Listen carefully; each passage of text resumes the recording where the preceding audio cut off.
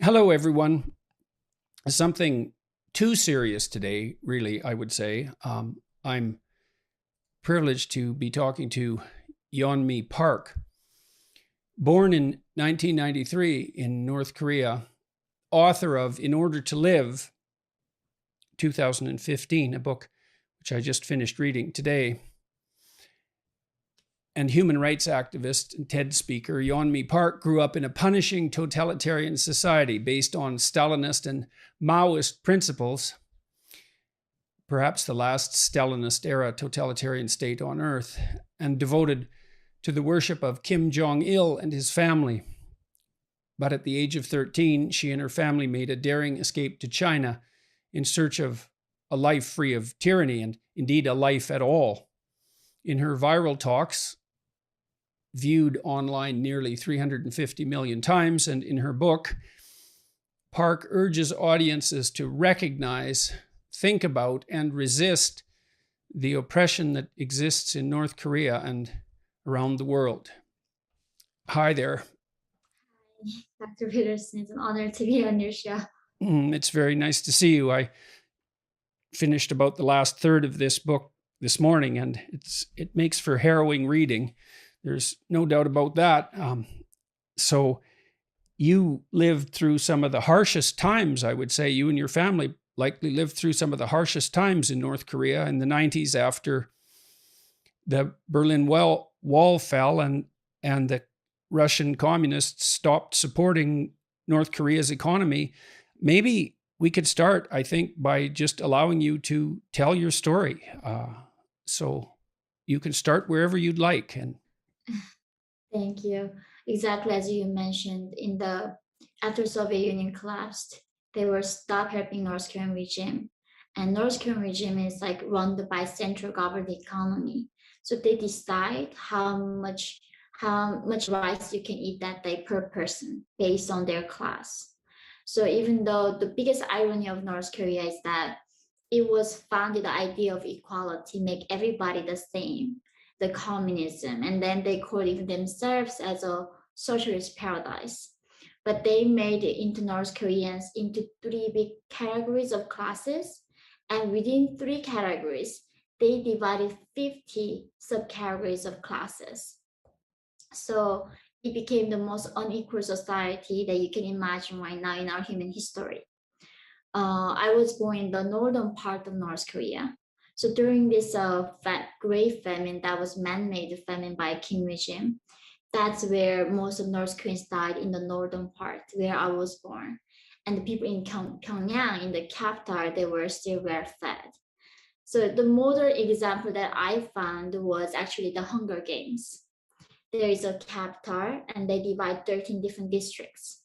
They make everybody else outside the capital on verge of surviving. So people do not think about what is the meaning of life, what is freedom. All they have to think about is next meal. Like, can I find food to feed my child? And in Pyongyang, they are really well fed and they have every intention to maintain the system and the regime. So that's where I was born in the 1993. Seeing the dead bodies on the streets was literally everyday thing. I never knew that was like weird word.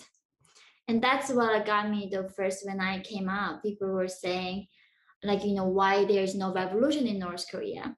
And first of all, we don't even know the vocabulary revolution in North Korea. It's a country where they don't teach us about the word love. There's no romantic love in North Korea. I never heard my mom telling me that she loved me.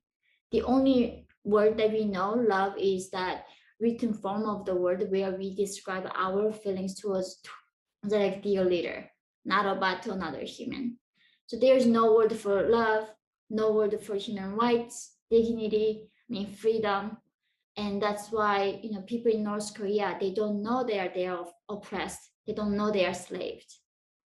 You said the information control was so total that you had absolutely no idea what was happening in the outside world. And you believed at that time that despite what you saw around you, that other countries were much worse.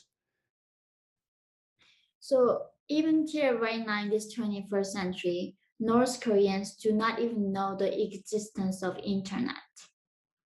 And we do not even have electricity. So of course in school I never even seen the map of the world. I never even knew.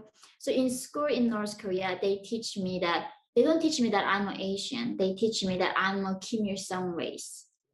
And North Korean calendar begins not when the Jesus Christ was born, when Kim Il-sung was born. So they cut out entire information, and people literally get executed for watching photo information. And that is a crime to be dead in North Korea. So you do not have a freedom even to travel abroad. It's an entire black hole of information. You don't know outside that cave what's happening. But of course, like the leaders like Kim Jong Un, he went to school in Switzerland. The top elites go out, but the people at the bottom, most of them, never even seen the map of the world, and we don't even know what Africa, other continents, other race, and that was like me. And you described the conditions that you grew up in. So you're, Mm, first of all, what stands out quite remarkably is the degree of hunger. yeah. So tell me a bit about what it was like when you were a kid in the 90s in Korea with regards to eating. So it's North Koreans are on average 3 to 4 inch shorter than South Koreans because of the malnutrition. And I'm like 5'2", but most of North Korean men are shorter than me. So if we are above 410 feet high, you must go to military. So tons of North Korean adult men are around 4'10", like even below that right now. So this severe malnutrition affects even our brain development. North Korea's average life expectancy is like if somebody lives up to 60, we think they lived really long life. Like my grandmother who died from almost like malnutrition before her 60, everybody thought, like, oh, she lived long enough to do that. So it is a different planet we are talking about. Being in North Korea, of course, like only way for me to get my proteins were eating, grasshoppers, dragonflies, a lot of insects, tree barks, plants, flowers, and that's how we survive. And most of people die in the spring because that's when there's no like really insects and plants are. And that's where every spring there's most of people dying and majority of people dying that time. Yes, and you said that for you and for the people around you, spring wasn't a time of hope and renewal, but the Mm. absolute worst time of the year. The And so season maybe of you can death. explain that. Yeah. Yeah, so every spring I remember my skin sort of like cut off from the like vitamin lackness that I would get dizzy, and it's like season of death every spring. The people who couldn't wait until the summer so the plants grow, and that's when like we all know that tons of people gonna die. And I still remember I escaped in the spring in at the March of 2007. One day I had a really bad stomach ache, and my mom took me to the hospital. But in North Korea, of course, there's no electricity, there's no x-ray machines, none of that. Literally a nurse using 1 meter to inject every patient in the hospital. And people don't die from cancer in North Korea, they die from infection and hunger mostly. And the doctor literally told my mom that she has appendix. I think we gotta operate on her like right now in this afternoon. And they do not use anesthesia. It's a very like people don't use anesthesia in North Korea. So they would cut my belly open that afternoon, and I was fainting. And they said, "Oh, she just malnourished. She got some infection. She doesn't have any appendix." But and then they closed me back, and then literally from our hospital to the bathroom, there were like piles of human bodies piled up. And you see children like chasing the rats, eating just rats, eating human eyes first. And then children catch these rats and they eat and they somehow die from, I don't know what it is. Then rats eat the children back. So this cycle of us eating rats and they eat us back is going to continue and continue. Yeah, and you said that was happening in the hospital. You also mentioned in that episode that you woke up before the surgery was over because the anesthetic ran out. Mm. It was, yeah, it was it was not even like actually a full anesthetic. It was more like a dose of, I think, sleeping pill, like a lot of tons of it. So most of people in North Korea right now, even when they cut their legs open, sewing their bones, they do not give any anesthesia because it's a free healthcare and regime do not provide anything for the people. So yeah, you mentioned as well, and so we can talk about your familial situation, that in the 1990s, the average Mhm. wage in Korea was the equivalent of $2 a month. Mhm. And so $1.90 a day is what the UN regards as the line between poverty, like absolute privation related poverty, and enough to barely subsist on $1.90 a day. And so North Koreans were making as much in a month as the UN allows for poverty in a day. And you describe, um, well, eating virtually nothing. Rice was a luxury. Other forms of food, especially protein, were virtually unheard of, including fruit. And you, in some of the most memorable sections, you described going out into the fields with some other children, and you were about 7 or 8 years old, I guess, at this time, and catching dragonflies and roasting them with a lighter. Mhm. And that was where you got your protein. That's yeah. I mean, I ate tons of grasshoppers. I remember always, even though it was a free education when we go to school, the so in North Korea, there's no concept of minor. And there's no concept of I. They don't allow us to use the word I. So even though like I say I like food, they say we like food. We like our country. So and in that scenario, when we go to school, they all view us as a revolutionaries. And therefore, even the children, when they go to school, even 8, 7, 9 years old, we all have to work in a manure construction zones. So therefore, children, even when they can afford to go to school, it doesn't really mean much to them go to school.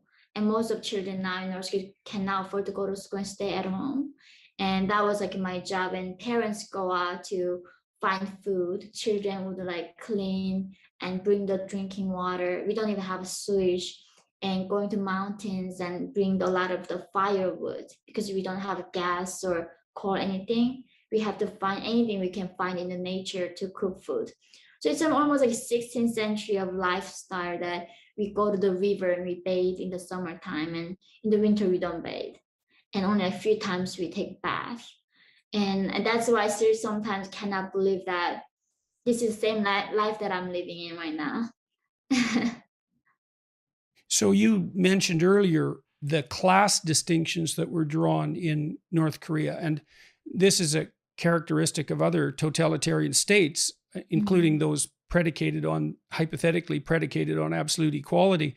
You saw this happening in the Stalinist era and also in Maoist China, where if your family members were associated with a group that was deemed oppressive, then that still might impede your chances of survival, let alone Mhm. progress 3 or 4 generations later. So and I believe your family, if I remember correctly, your grandfather or great grandfather was a landowner. Mhm. And so, what did that mean? So exactly that's what North Korea does right now. They still have this thing called the guilt by association. So if one person does wrong in North Korea, it doesn't mean just you are the one get punished. 3 to 8 generations gets punished. So when there was one high-ranking official escaped, they killed more than 30,000 people because of the one person's defection. And that's the cost that I had to bear, me speaking out afterwards of my 3 generation family back in North Korea that punished.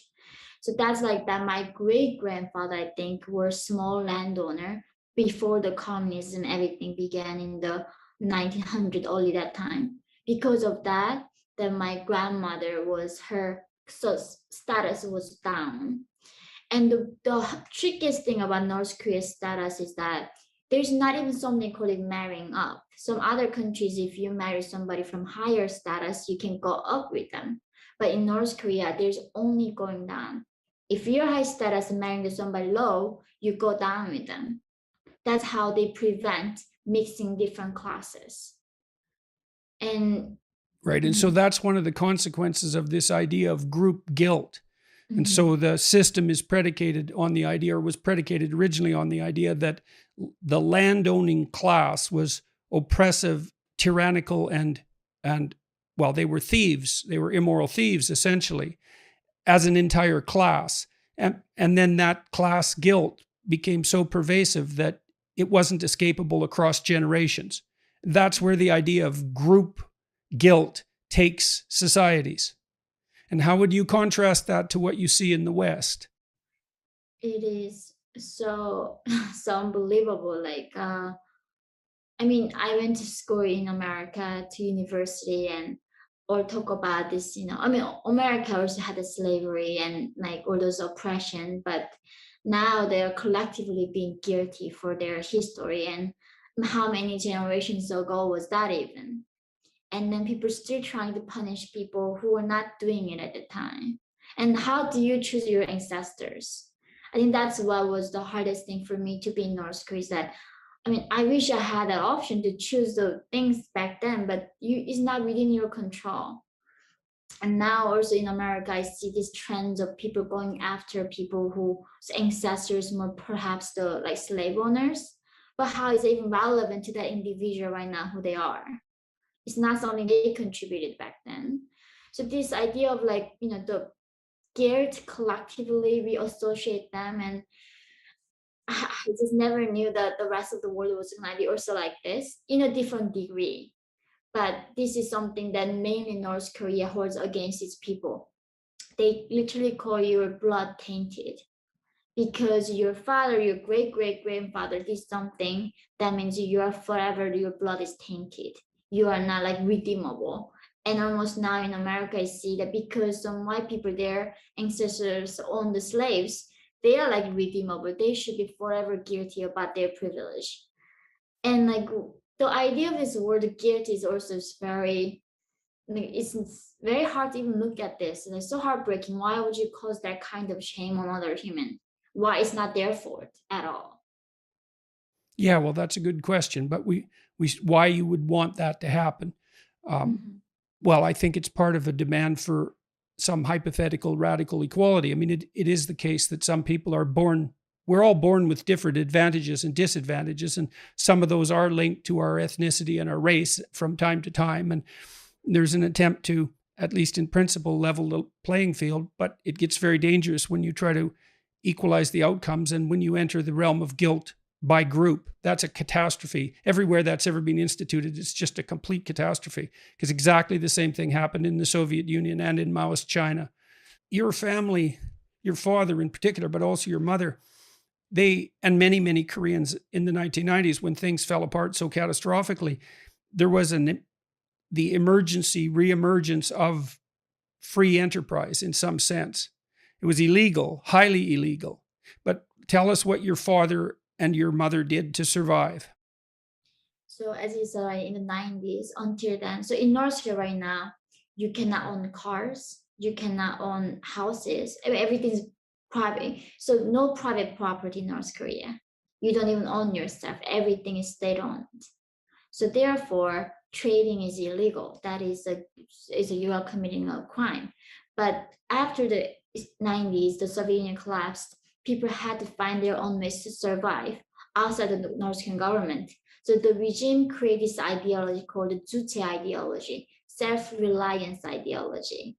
So they told the people, okay, you alive on your own. We are not gonna give you public distribution. You should figure out on your thing. Then like how do we figure out one thing? We don't have freedom, we cannot even trade. So people started getting into this thing called the black market. But Right. often So black market. simultaneously, so what was happening in North Korea simultaneously was that the centralized government distribution system collapsed completely when it was no longer subsidized. And the North Korean government decided that everyone was now on their own, while simultaneously making any ownership and any trade whatsoever illegal and punishable with extreme punishments. So you were on your own, but forbidden to do anything that would get you out of your condition of starvation and privation. Exactly. I like now I'm thinking back, people said like, oh, what were you allowed to do in North Korea? I literally sat down one day like, what was I allowed to do on my own?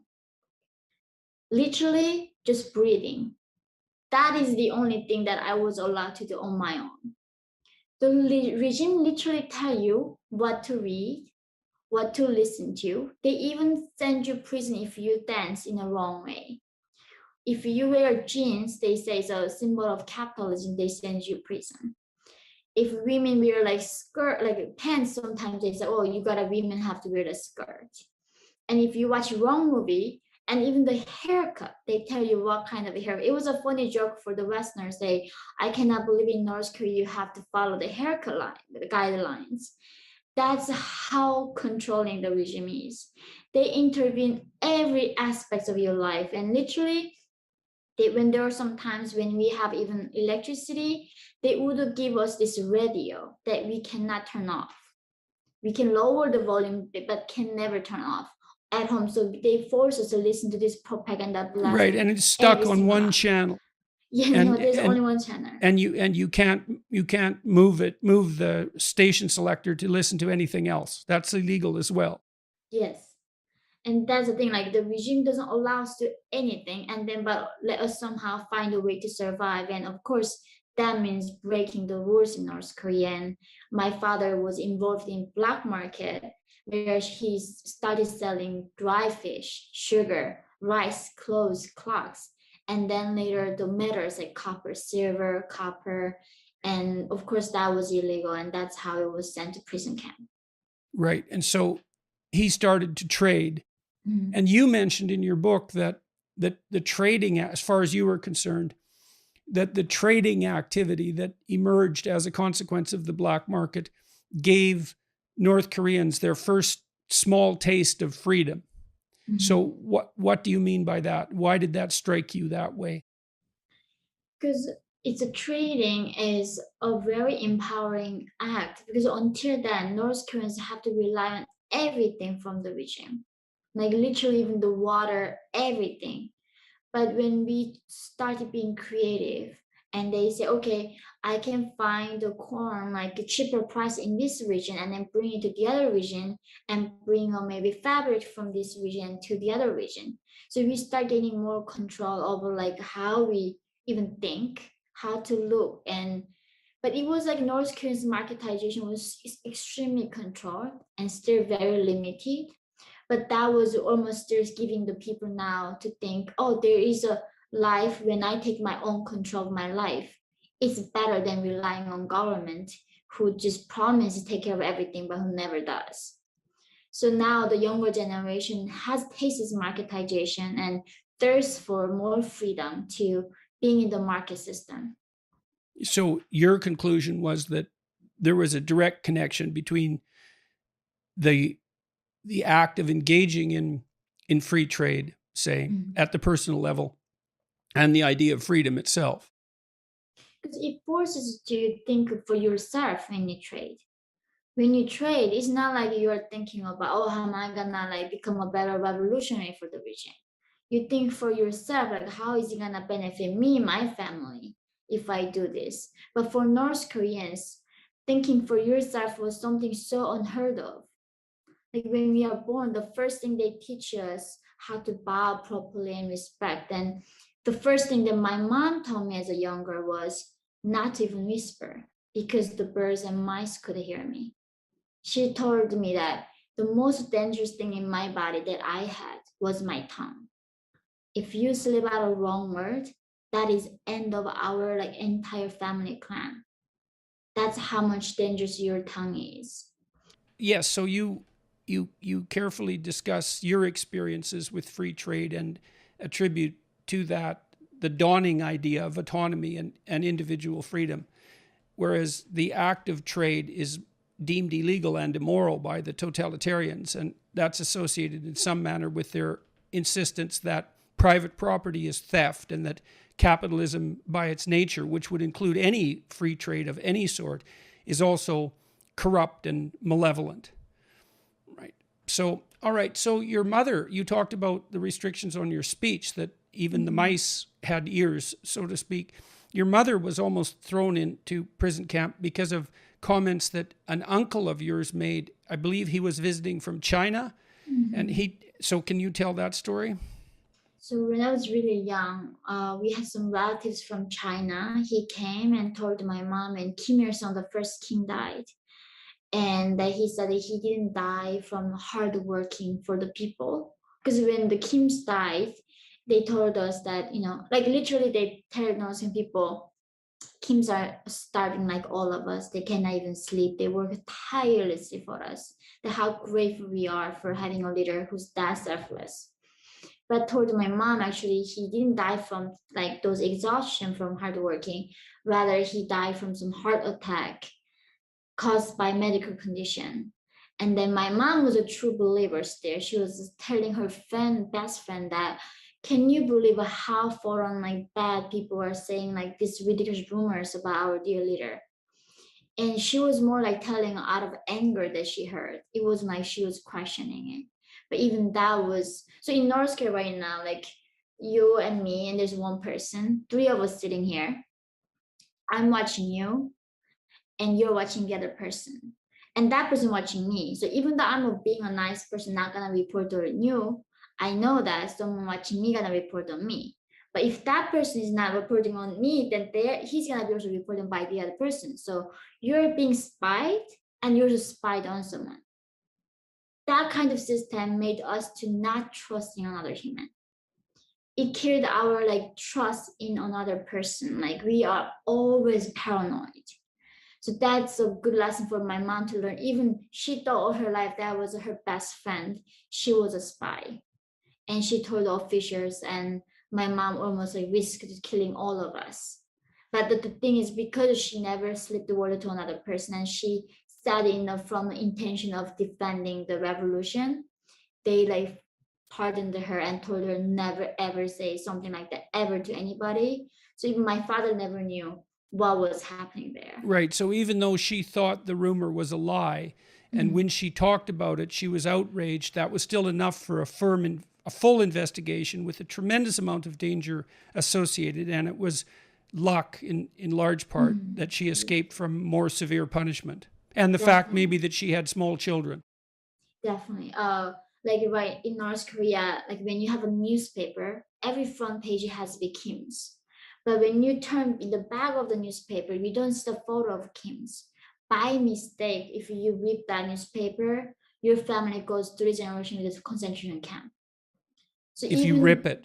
oh yeah, so it's like if you get a newspaper, you gotta be very careful how the photo is gonna be positioned. So every household in North Korea have them portraits of Kims. If your house caught on fire, the first thing is not you holding your child and one up. You have to hold the portraits till your death. Otherwise, it's gonna kill three generations of your family again. So this is like the kings are gods to us. They are almighty, that who can read our thoughts. I literally believe that it was like so North Korea copied the Bible. In its exact Bible, Kim Il Sung was a god, loved us so much, gave his son to us, Jesus Christ, right? Kim Jong Il. His body dies, but his spirit is with us forever and ever. Therefore, he knows how many here I have, what I think, what my future will be. So if we sacrifice ourselves right now for the revolution, we are gonna join him in the paradise afterlife. So North Korea, therefore, is number one Christian persecution country because it's so like so they copied it so like similarly. They cannot show it to North Korean people. There's some other ideology like that exists in other country. So that's why they don't also allow the religion in that way. So you spent a lot of time when you were a kid completely on your own because your father was eventually put in a prison camp and for a long time. And then your mother spent a lot of time away from you because she had, she had to do what she needed to do to raise money so that you could survive. But also she was trying to deal with the situation with your father. So you and your sister, how much age difference is there between you two? 3 years. And she's older? Yes, I was Yes. 8 years old and she was 11 years old when And that you spent happened. a lot of time on your own. Months? Years, 3 to 4 Years. years. So what would tell me about a typical day and a typical week when you were on your own? So you'd get up in the morning. You said the roosters would crow. There's Yeah. no electricity. The roosters would crow. You were living in a city at that time? That time I was moving around a lot. So initially I was left alone with my sister when I was 8 years old and 11 my sister. We were living like that for 2 years and then our relatives separated us. Our uncle took my sister and my aunt took me to the countryside. That's how I lived my also on our 2 years like that way. And so my typical day is like, when the rooster like cries in the summertime, usually 5:30 a.m. and the winter time is 7 a.m. They're pretty accurate. So North Korea still cannot afford the clocks. And that's how we follow the, rooster, the timeline. We get up and we go to the mountains and do the daily work. We go and the regime also assigned the children to raise rabbits at home, and then we skin them and give the skin to the regime so they can make the soldiers coats with it. So everybody gets assignment with the regime. And also the thing is that they don't even have fertilizer. So they make sure that everybody bring their own bathroom stuff to the school. So tons of them. So even when you're a child, you get tons of assignments from the regime. Every single one of them associate to something and get your assignment and get it done Yes. Well, collectively. you said that as a school child, all of you and all of uh, um, your friends, your peers, well as the adults, were set out all the time to collect dog waste and human waste, and Mhm. that was actually stolen from toilets because it was valuable. It had to be handed over to the state because Mhm. that was the only source of fertilizer. Yeah, so even that, so I remember one of my culture shock was when I was seeing the trash cans for the first time in my life. Because there was no trash can in North Korea. We literally had nothing to throw away. And coming to the West, where people are having these trash problems, it's like, where the heck am I? And in North Korea, even your own poop is so valuable that they fight for poop. It's like the war on poop. And if you don't bring the quota, you're gonna be punished by the regime. So the kids is rather when they in school, they don't study. They send out us to hunting for poops and everywhere and gather them, bring it to school afterwards. Right. Well, that was one of the most striking parts of the book. I've read a fair bit about poverty stricken existence under totalitarian regimes, but that was the first time I'd encountered that particular wrinkle, let's say. So, all right, so you're 8 years old and your sister is 11, and you get up with the roosters and you have work to do. What are you eating at that point? How much are you eating, and where do you get your food? It's really depends. In North Korea, it's not like when you eat, it's so random, like what you get that day. It's that's the thing. I never seen a cookbook. How do you find the half pounds of pork and flour and like scallion? Like we just eat whatever we have at that moment. So if that day we had potatoes who were like frozen outside because we didn't have a place to put them, then they becomes very dark colors. We cook them and then we put lots of water in it and then some dried cabbage in it because usually water fills you up, so a lot of food has a lot of soup in it in North Korea to fill you up. And we make sure that we have enough food for the evening. We divide each meal, so depending on how much food we have that day, in the morning I more like to the public distribution for each one of us and how much you can eat per like certain meal, and some days we just cannot eat, And then we who was don't eat. distributing it? My sister was the one more like chopping wood because she was bigger. She was doing more manual work, and I was the one more like cooking and doing the domestic work. And where was the food coming from, Oh, apart from what you gathered? apart is sometimes my mom before she goes away like for several months, she leaves us with a few kilograms of corn and like other grains. Then we have to divide it for like 6 days. We don't know when she comes back or Well, she you will told ever us come back.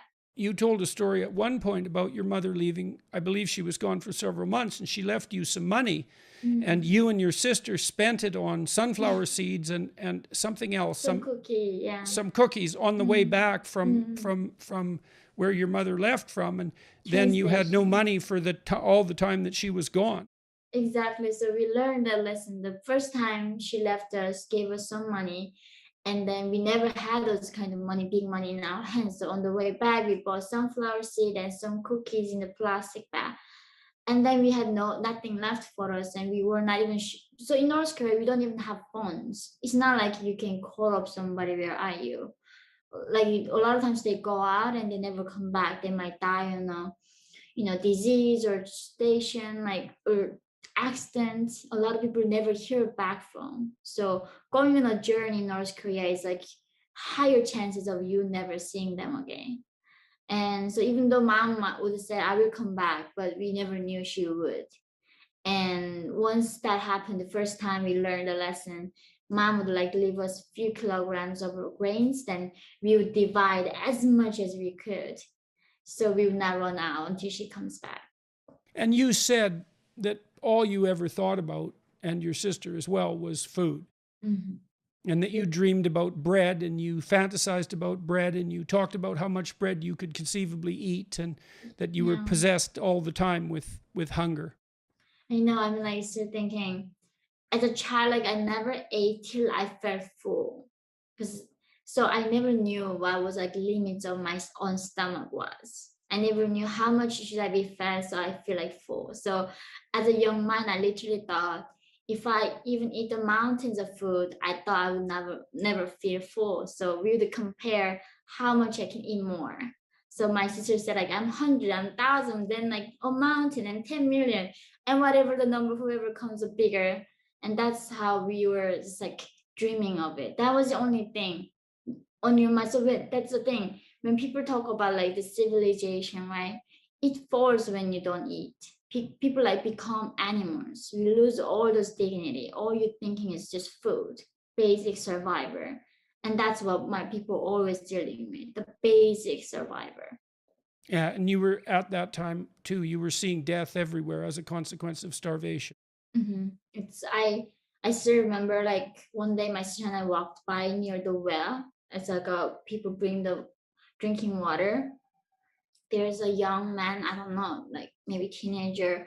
He lies down and his intestines just comes out of him, and he was still alive. And like, I'm hungry, give me something. But as a young mind, I didn't even feel sorry. That's the thing haunts me the most, is that I feel nothing all my life there. Like, and because every single thing I saw was like that, and now I'm thinking, was I a psychopath? Like, how did I feel nothing about it?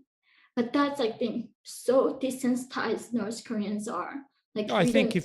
if you're in shock, you were in shock all the time. I mean, you said in many of the experiences you had, for example, that you felt like you were outside your body watching. And that's a classic sign of dissociative stress. And you were in a situation like that all the time.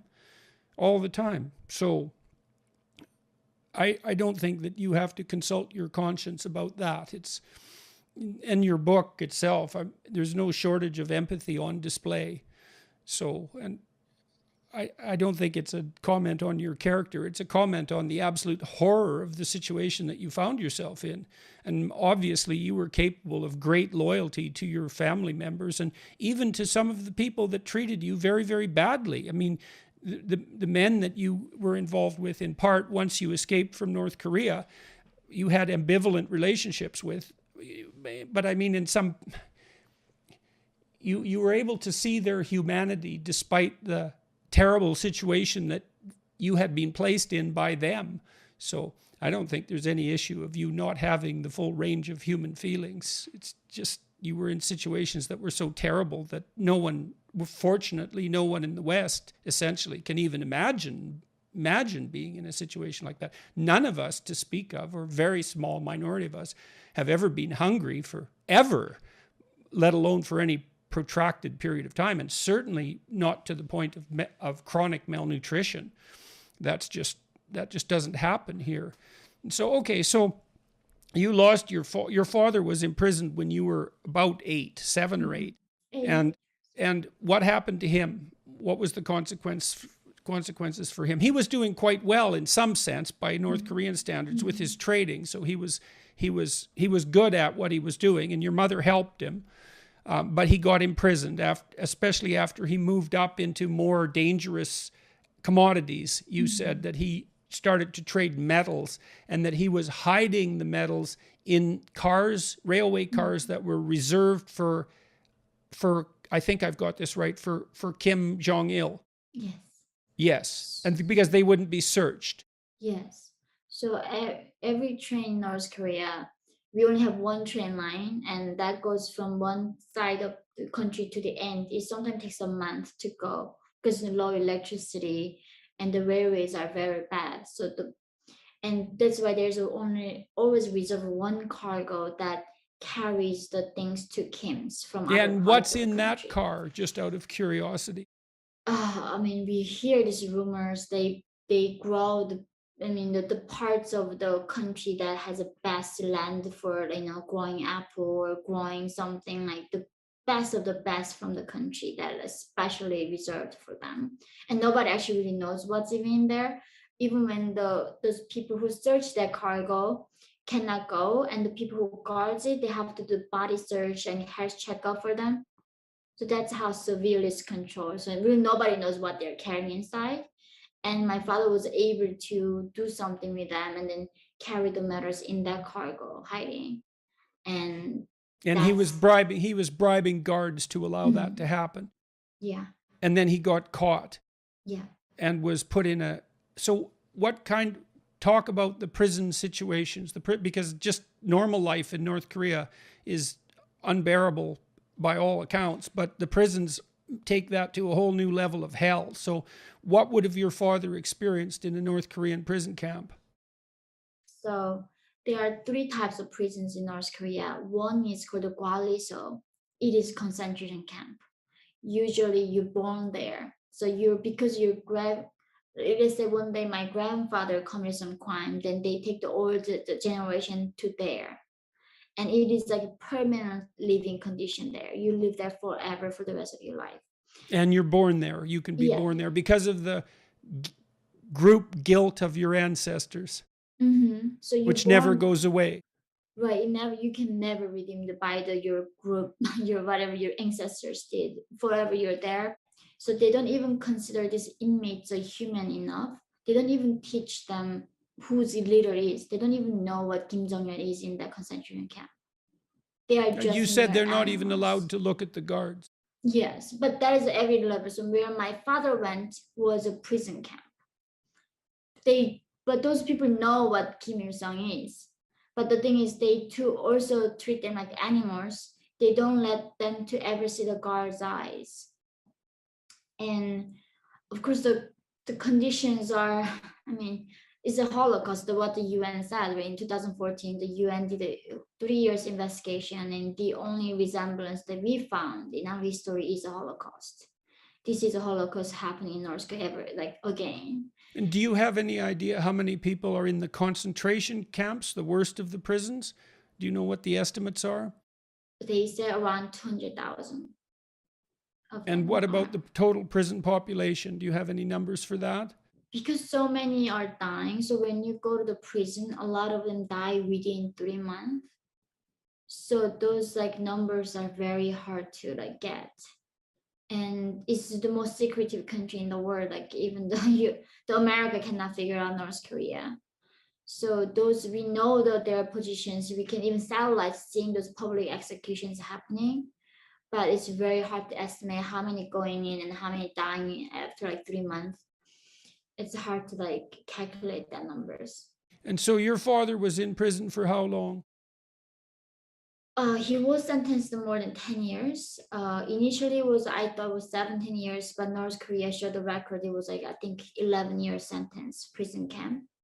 He got out something 4 maybe years later for the sick leave, which means he was bribing. That's the thing. Right, Even he you're played a done, trick on yeah, the ward. yes, right. So they he thing called a sick leave. Once you get cured, you go back to prison again.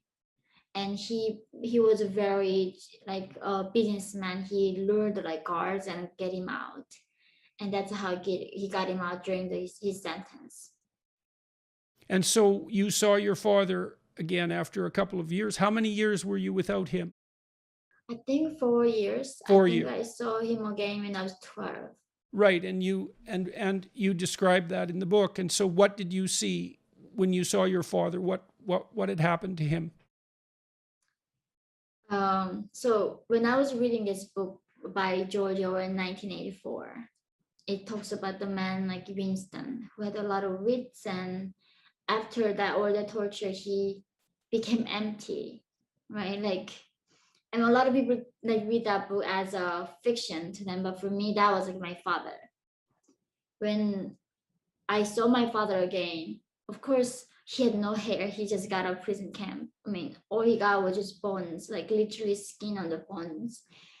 And the thing is, I didn't even feel anything. That's like what I'm still like guilty is like, I felt nothing. He was just so empty. His eyes were just hollow and empty. And then he was starting singing songs like, I didn't do enough for my country. Like he was so guilty that he was not a good revolutionary or whole. And it wasn't him. And in some ways, that was worse than killing him. They killed his soul permanently, that he never came back. Until he died, he felt guilty that the crime that he committed for the regime. Till his deathbed, he told me never betray like the dear leader. And I don't know what he did to him, but he came out as a completely different person.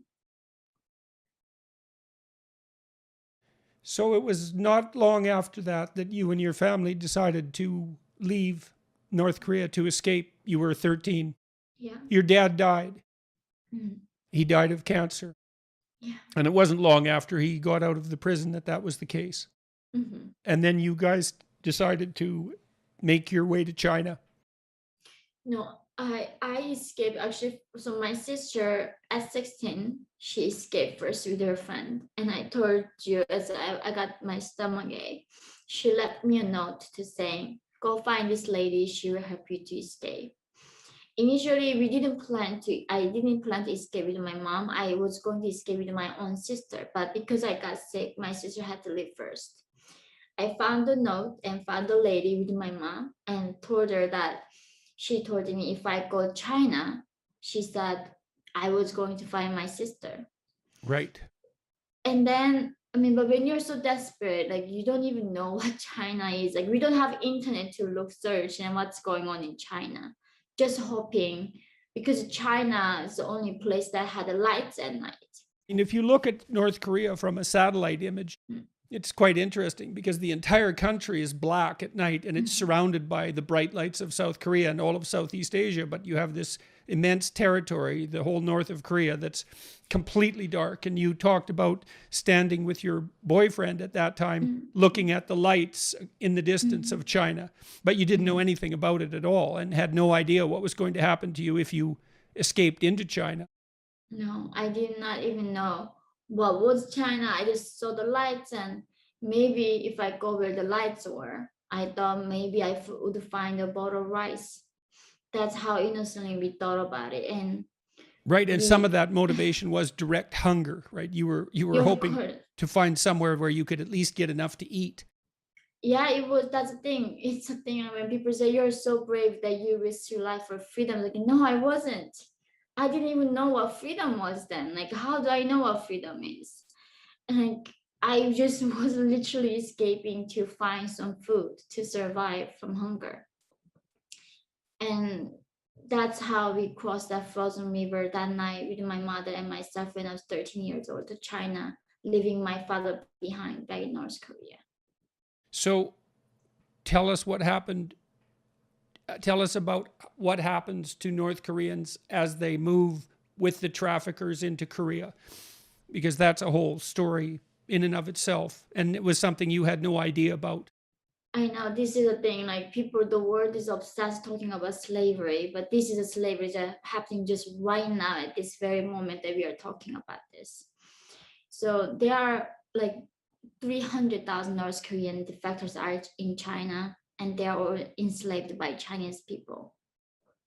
I was one of them. In 2007, we found this lady. Miraculously, she wanted to help me to go to China. I didn't even know why. She bribed the guards. So in North Korea, it's the most heavily guarded border with the people with the machine guns. And Kim Jong-un literally buries landmines on the border, so people would not escape. So entire country is a concentration camp. Entire border is sealed. We were luckily bribe the guards. We crossed the frozen river to China. And of course, the first thing I see was my mom being raped in front of me. And And you said from, that your mother offered herself as an alternative to you, yeah. and you So were 13 at the time. And that was your first introduction to sex of any sort, because there was no sexual education or contact for young people. There was no sexual education and no romance, no dating, anything like that. So that was your first introduction. I don't imagine you even understood what was happening. no, that's the thing. Like, I go there and I was like something 60 pounds. I was very malnourished, maybe 50 something, but so small. And this man was like, I want to have sex with her. And my mom's like, what do you mean? Like, she's only a child. And then he's like, I want to have sex with her. So it's like, just take me instead. And he was raping her in front of me. But I'm like, I just never seen a sex video ever, never even knew what rape was. That word was not even in my head. I just seeing something so horrible that I didn't want to see. And after that, they took us to this house where they would like literally make us stand up, make us turn around, take our teeth and everything, and making price on our body. Yeah, now let me fill in a bit of background there. So the way you lay that out in your autobiography is that there's a heavy demand for North Korean women in China, especially rural China. And the fundamental reason for that, apart from desire for labor, is that China instituted a one-child policy back in the 60s, and many female fetuses were more aborted than male. So there's a disproportionate number of young Chinese men who have no partner and no probability of acquiring one, because there's an absolute shortage of women. And so you and your mother were valuable commodities because of the shortage of women. Exactly. Yes, So I've as got you that right. said, And there was a price on you both had a high value. yeah. And so that's when you entered what was essentially the world of slavery. Mm-hmm. It's as you said, right now in China, literally 30 million young men has no hope of finding women in their life. 30 million men in China right now.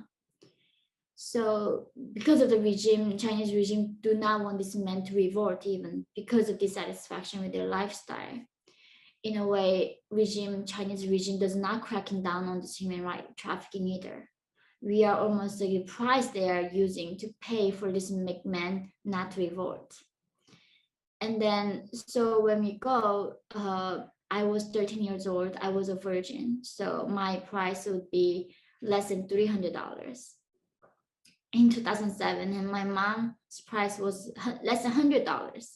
That's how little a human being worth right now in this 21st century. And then each trafficker buys us, price goes up. So the second trafficker comes and buys us and then pay more price. Then they sell us to the Chinese farmers or the men, or to sell us to brothels or prostitution and like a lot of other like underground world, and sell us like products like commodity. And then I remember that's the thing. Like at 13, they were asking, so in China, in order to be here, you gotta be sold. And I didn't even know what human trafficking was. Like, what do you mean you're selling a human? I'm not a puppy. Like, how do you sell me? And they were like, no, you gotta be sold here. And they said like literally to me was that, oh, if you don't want to be sold, you can go back to North Korea. We can let you guys go back.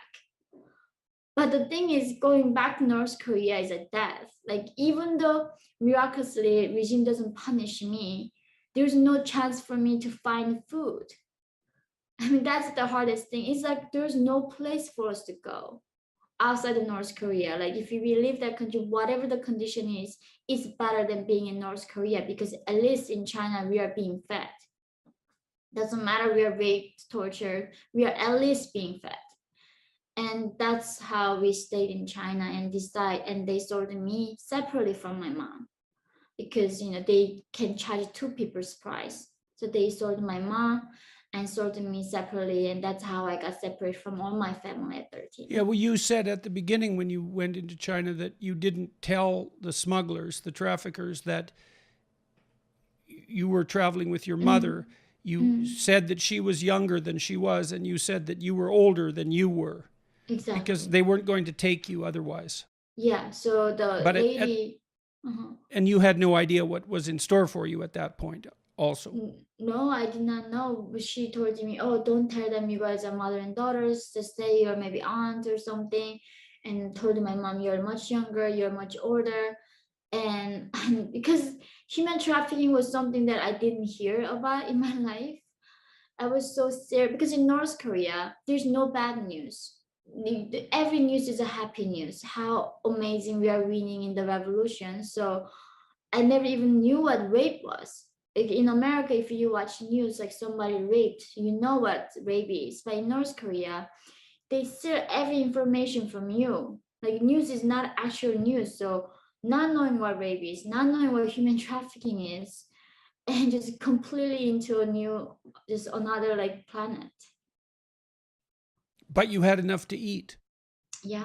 And was that the first time in your life that you'd actually had enough to eat? Were you able to find enough so that you could eat until you were full? Did you experience that at that point? That's when I learned. Another thing is, it didn't matter that I had food to eat again, because I lost everything that mattered to me. Like I lost everything, and so I want to kill myself. Like I finally went to the place where there was a food for me, but then that means me being a slave, and I'm losing every single one of them in my life, and I was going to kill myself. And at that point, this broker told me, if you help me become my mistress, help me with my trafficking business, that I'm going to help you with your own family. Why did you decide to stay alive? What kept you going? Because my mother, he told me at that point, he said, if I don't kill myself and helping him, then he said he was going to buy my mom, because he's the one who sold my mom to a farmer. Right. So at that point, you were separated, and your mother was the enslaved wife, so to speak, of a farmer in a rural community. Yes. So she had to be bought back, and that's the deal he offered you. Yes. And so you decided to stay alive because you thought you could help your mother. Yeah. It wasn't for you.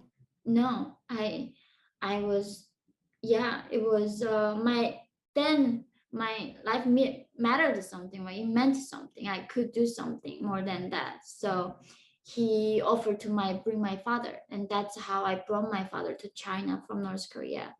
And that October, when I was turning 14, in that October 2007, I saw my father again.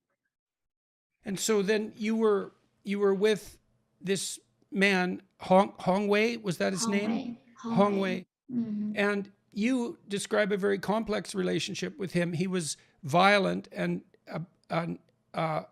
a gambler, so he would spend vast amounts of money raised by this trafficking trade and disperse all of it in gambling fits. And he was violent to you, but you also believed that over time he came to love you. And so what do you make of that in retrospect? It's an unbelievably complicated situation, to say the least.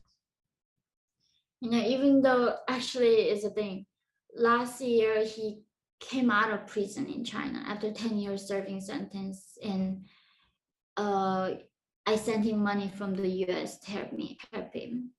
And it was for me to, that's the thing. And then I could actually, this morning I woke up from this nightmare of my time with him, how violent he was. All my day I was like, was hard of like all those nightmares I went through. But the thing is, like, nobody's pure evil. Nobody's pure like anger. And I think that's what it is. Like as much as he was so evil, I'm still haunted by nightmares. He still like saved my parents. He still gave my father's last moment that I can cherish. And and I think that's life really. It's not that like simple. Yeah. So you were with him for how long? 2 years. And what occurred after that? You went to Mongolia. What was the trek from him? Now, so he bought your mother back, Mm-hmm. and so you're together living with him, you and your mother. Yes. You can't find your sister yet at that point. No, we couldn't find my sister. Your father, is he still alive at that point when you're with Hong Wei? So yes, during the time after finding my mom, he brought my father 6 months later, and then my father died 3 months later after I saw him again. And you From the said you had changed dramatically after you left North Korea. You stopped being a child very, very rapidly. And yeah. you started to take care of your mother and to make the decisions. And also, when your father saw you, once he Mhm. came to China, that he could hardly recognize you. Mhm. I it still affects me. I think that at 13 I don't know what I became. It took so hard for me to fear something again. Like when I had my own son, actually in 2018, when I met you right at the lecture, that is the year when I for the first time felt something. And like I was so grateful that I was feeling things ever again. And so at 13, I learned how not to fear ever. And I don't know how it was possible even. So my father came and then he died. So I buried his ashes in the middle of the mountain. And after that, Hong was like he blew all his money from gambling. He couldn't even You have the said operation. when your father did come, though, you did revert to being a child from time to time, that you would sit on his lap and that you would Yeah. turn back into a younger child and Mm-hmm. then go back into whoever you had become when you went to China. Yeah. I think there were many versions of me back then to survive. Whatever the version that was fitting me to survive, I think I became that person. It just it was so complex. I don't even know like who was am I, which person was am I. Like I became so many persons. I still think I just don't even know how that was possible. Some because my father before he died, like he was keep telling me about his childhood, and and I think he just really missed me being a child, and I think something may brought that out of me. So, yeah, so my father is a very hard thing for me to still deal with. But so he died, and then Hongwei couldn't afford to have us. He couldn't even able to buy us even food in China. That's really bad. He couldn't even able to feed us. So he was saying, "Okay, I'm not gonna let you go." Then how do we go? Where do we go? Your mother Even at that point, she was insisting that you sell her again, if I remember correct. yeah, I did sell my mom because I couldn't feed her. She was saying only way for me to feed in China was being sold again. So I sold my own mom and then gave the money to Hong and then he plus me in a one night gambling. So a few months later, I brought my mom, make her to run away from the farmer that I sold her. And then we luckily found a North Korean lady who operates in a chat room. I don't know you know this. They bring these girls, so it was better than brothel. That's the thing. I had the option of going to prostitution or going to a chat room at 14, and I thought it's much better than being touched by men physically than going to a chat room. Well, you said that with Hong Wei that that was your introduction to sex essentially, and that it was catastrophic for you. And so, well, and then you, after Hong Wei could no longer afford to feed everyone, that's when you entered the chat rooms, and you were working in the chat rooms for how long?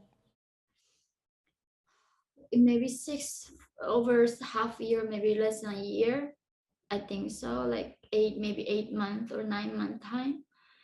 And So the people that organized the chat rooms took the vast proportion of the money. Oh, yes, all the I money. think you And got $1 out of 7. It was something like that. something like, but even that dollar we had to buy food and clothes and other things. So, but the thing is, still was better there than going into prostitution. And in that chat room, we met another North Korean fellow defector, and then she told me there was way out of all this, which means going to South Korea. And then they say, I told them, what do you mean South Korea? I thought South Korea was colonized by America. It's like the horrible, horrible capitalistic corrupt country.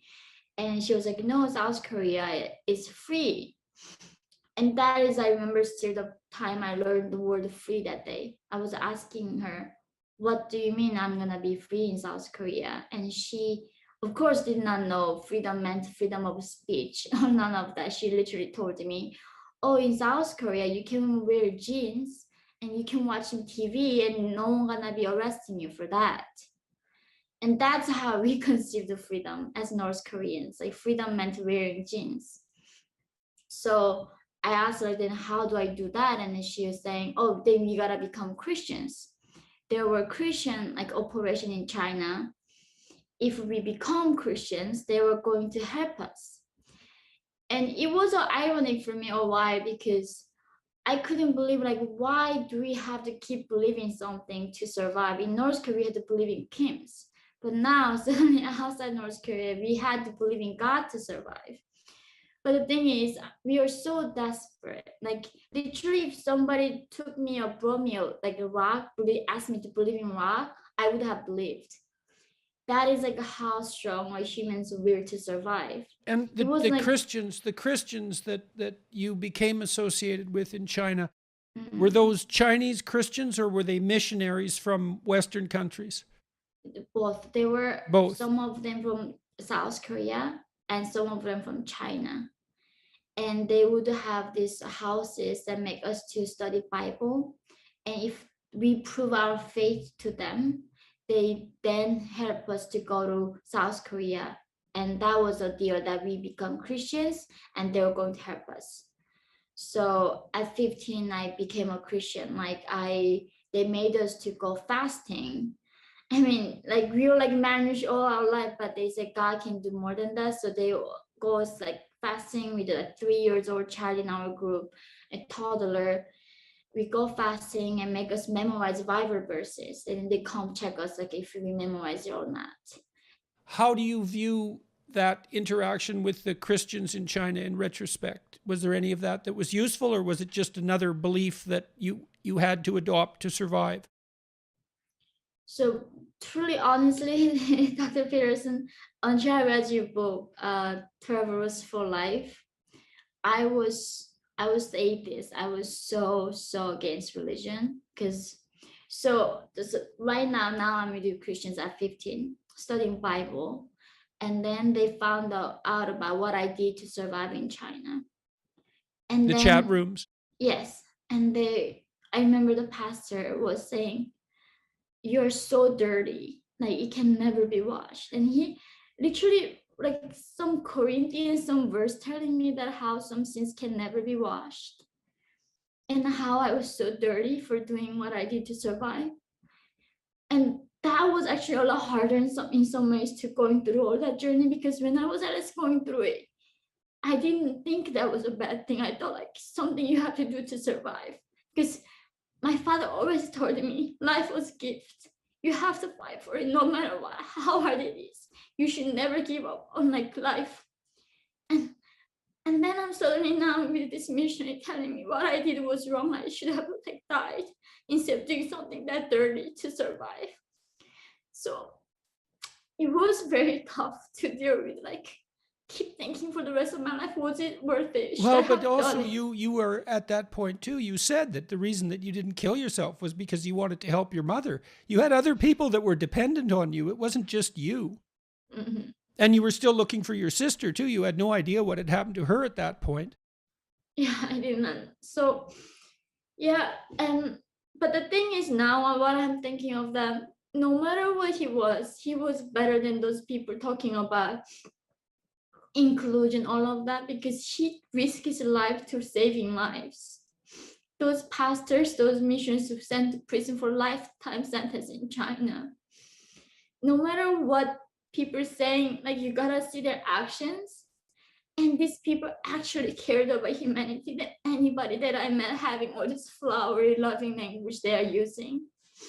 So that's the thing, like it's so hard to understand humanity that even though it hurt me so long, I'm like forever grateful for what he did for us. And namelessly, I'm like, I made a name for myself. If I'm dying, people are gonna know, but he never did. And he didn't even tell me his name. We asked him, like, tell us your name so we can at least thank you afterwards. Like, no, it's not, I'm doing this for making a name. I'm doing this because of love. Love for Jesus, that he loved us. That's why I'm loving you guys so much.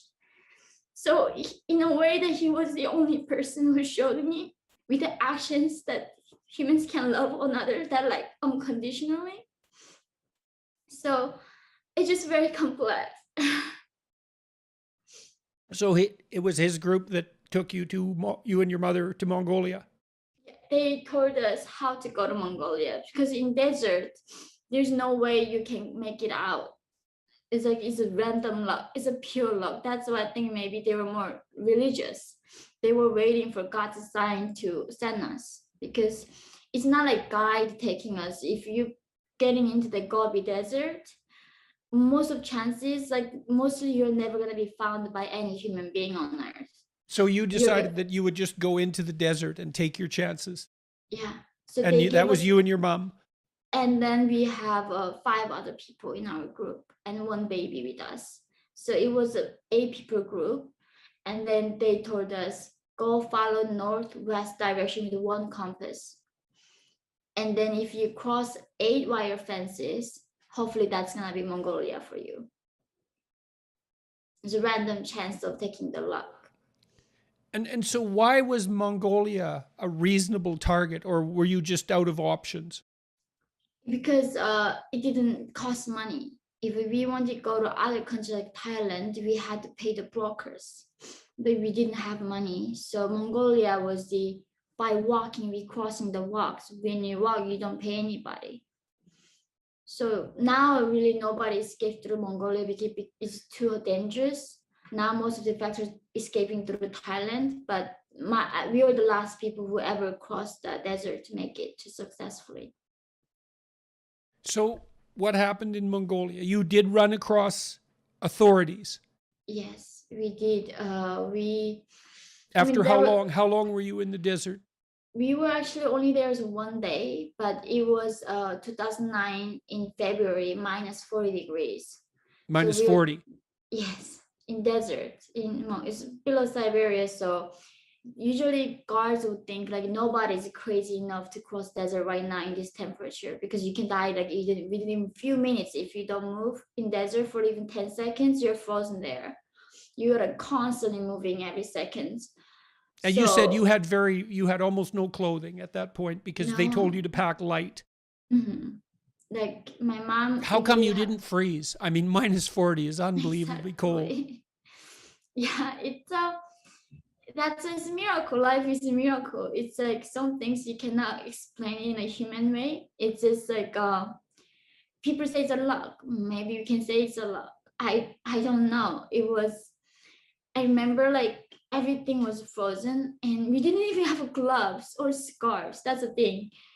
And now I'm like complaining how cold Chicago is. Like no, we were wearing these bare no snow jackets, none of that, and all I remember was we reminding each other we gotta keep moving because when you're frozen, it gets very sleepy and like you're losing a lot of senses. And then maybe you wanna rest, and then we were reminding each other, no, we gotta keep going, like dragging each other, moving. Every second counts. We gotta move. And did all 8 of you make it and the baby as well? We made it because initially we have to drug the baby. If the baby cries, the guard's gonna hear us. So we would give him the sleeping pill him to make him sleep. But sleeping in that frozen like weather is so dangerous thing. So we have to constantly waking him up, like passing around between people to keep him awake. And he made it too. Huh. So you were picked up by the authorities, and you were put in a holding camp essentially. Yeah. It didn't seem, compared to many of the other things that you had been through, it didn't seem as awful. Is that No. reasonable? So tell us about that. So the thing was in Mongolia, it wasn't something physical hardships we went through so much. It doesn't matter. But the thing is, they were. This is the thing. Later we learned, like, so Mongolia, they wanted to send us to North Korean side. I mean, to the Chinese side, and then send us back to North Korea. So we literally brought the lasers and like poison syringes to kill ourselves in front of them, and we thought like they were sending us to China side. But later we learned that these soldiers had never intention, but they loved looking at our reactions, how we would react. Really? And yeah, that's the thing. Jesus. It's so pure. unbelievable. I know. It's like literally, I remember like trying to call myself with a laser, tell my mom like we did everything we could to make it. And luckily they stopped us right before we cut ourselves. But the team who came after us, they went too far, so she didn't swallow the poison. And then they took her to hospital, and she became like mentally like lost a lot of her senses afterwards. So it was a game for a lot of people, like teasing us, seeing someone like. And I think that's like those very hard at this point, like to try to make sense of like being a human, like, it's just so hard to know this is like the same life that I've been having. It was like some dream or something. So you were, after that, you were reasonably treated in Mongolia, but you were also subject to a lot of interrogation. Yeah. And why was that? Because one is they tried to screen the spies out, because North Korea sends a lot of spies disguising as defectors and send them, so they can assassinate like me, someone who speaks out, or get information who my relatives are, and then send back to North Korea so they can punish the family members of the defectors. So a lot of defectors, this like spies can do. But not only that, South Korea also had a very like heavy discrimination towards North Koreans, and the country is still very, they blame the victims when it comes like the rape. They like, because of you got raped, not the men. So I remember like during my interrogation, he asked me like, do you have a tattoo in your body? And I was 15 years old. And I was like, no, I don't have a tattoo. It's like, are you They sure? were looking for marks that would prove that you were engaged in prostitution. Exactly. So I was like, no. And it's like, I'm going to take off your clothes here. Like, are you sure? It's like, yeah. And that's when I realized, like, really, like, there was no angel at all. Like, there's nothing better country. Like, of course, there's all degree of bad and good. And South Korea actually is another hard place for North Koreans to adjust. And like 2 years ago, there was a mother and son died in the middle of Seoul, South Korea, from starvation because of the ignorance from South Korean public towards them. They died from starvation in the middle of like capital of Seoul. I mean, South Korea. So you went through this lengthy interrogation process in Mongolia, and then it was decided, and your mother was with you, and it was decided at that point that you were genuine refugees, and you made it from there to South Korea. Yeah. And was that to Seoul? We know from Mongolia, several months interrogation, they take us to another 2 months of the interrogation at the South Korea's intelligence facility. Then they take us to 3 months of re-education program. Is right, like, and that's when they taught you how to be integrated to some degree into South Korean culture. So talk about that too. That's very interesting. Yeah, so they give us this 3 months of training periods where they introduce us to this new planet. And that's once they've identified you as genuine refugees. Exactly. So then you got in that stream. Yeah. Once they're proven, sometimes they even go through those like lie detectors with other defectors. They really make sure that you're not a spy and saying everything is true. Once that is proven, they process 3 months of training period where they tell us what bank is, right? As a North Korean, we never know what bank or ATM machine is. They tell us like how to ride a bus, how to ride a subway, you know, like the And South Korea. what did you think of all that? I mean, you'd been in China for some time, so this wasn't the difference between North Korea and other countries wasn't quite as shocking, I presume. But how what was happening to you when you started to understand the massive difference between North Korea and the rest of the world, and also the fact that everything that you had been taught since you were born and everything your parents had been taught, all of that was every single bit of it was a lie. What was that doing to you? That was the thing, like as you said. I remember they said, "Oh, Korean were started by Kim Il Sung, not by Americans." And like in North Korea, literally they tell us Americans are bastards, they are the most evil thing, right? And at that point, my reaction was, so if everything that I believe was a lie, how do I know that what you're saying is not a lie? Like, how do I ever trust ever again? And it was the hardest thing ever trusting it ever. It took many years, and when I read by George Orwell's book, The Animal Farm, that's when I realized, oh, what they're telling is actually true. But until that point, I didn't trust what So South Koreans were saying. why was George Orwell's book so relevant to you? Why did it have that effect? Do you know?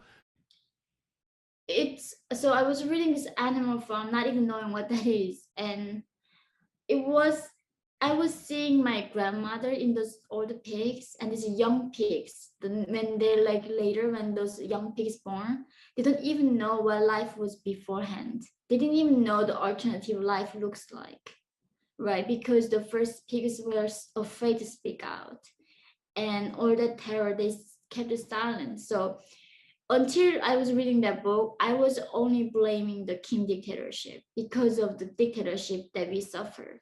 But when I was reading that book, I could see all those people were voluntarily, involuntarily supporting in this dictatorship.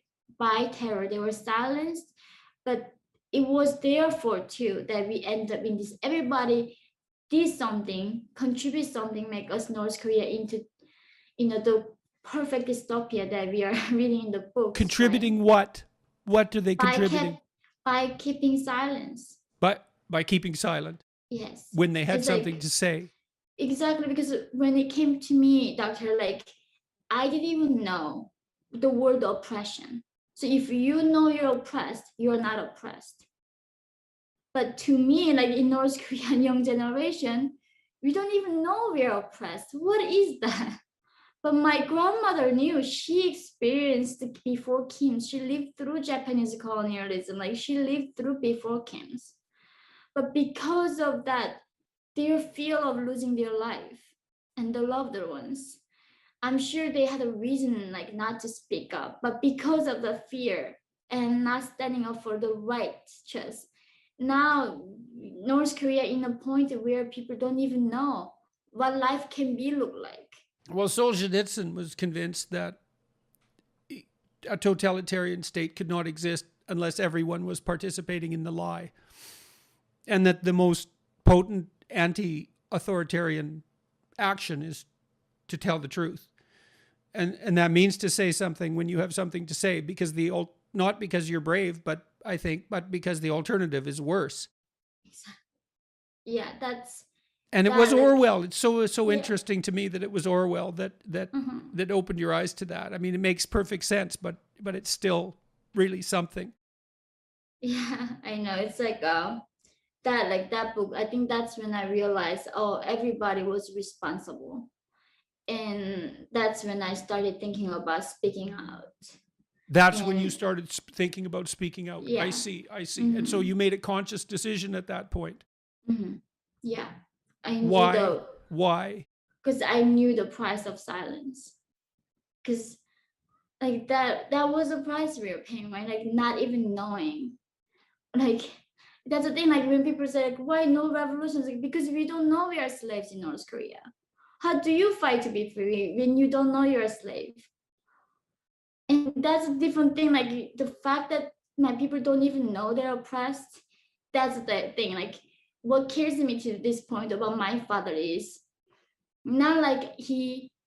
I of course I would be grateful he ever lived in freedom even one day. But the heartbreaking thing is he didn't even know life could be this free and life could be this beautiful. He didn't even know that. Like, life could be so different for other human beings. I just wish he knew before he goes, so he doesn't remember this life so hard, is filled with the sadness, you know. And that's the thing with North Koreans, we are talking with different degree of oppression. They don't even know life can be this way. And yeah, so that was my time of understanding what happened and started believing in this freedom. So you're in the re-education process in Mm, South Korea, mm, learning to be a South Korean, learning to some degree how to fit in the culture, learning to some degree how to be free. yeah. Did you start reading at that point, or when were you? For example, when did you encounter Orwell? Was that when Uh, you went to university later? Before my university, so when I was 16, I think, 16 years old, And how did 16, you come across 17. the book? It was, so I was in this de facto school because I was 15 years old, almost 16 years old. They did a placement exam for me. And as you said, like, I don't even know the map of the world. My grade came out like 7 years old, like intelligence. They Right. So told me, you got out of the re-education process, mm, and then you lived. Where did you live with your mother after you left the re-education process? they put some in like a public housing in the countryside where a lot of like mentally ill people were living. And then So that's when you decided that you were going to go back to school. yes, that's where I wanted to go to school. But then if I want to go to school, there's no way I can be going studying with 7 years old. But even though a lot of defectors do that, 24 they start studying with the 7 years old in the same classroom, and I want to take the GED, so I would catch up quickly. And I went to special defector school where they would help us studying in the GED.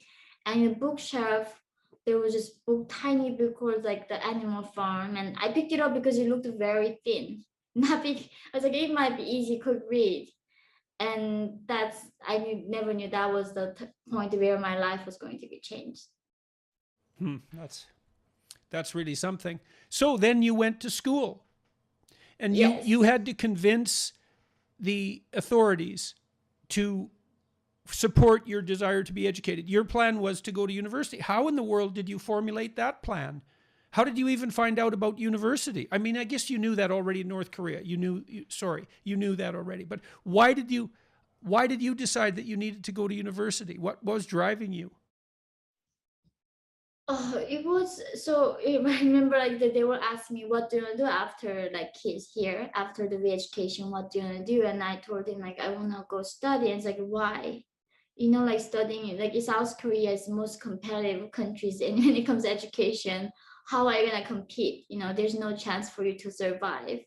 I wasn't even speaking ABCD alphabet English at that time as an adult.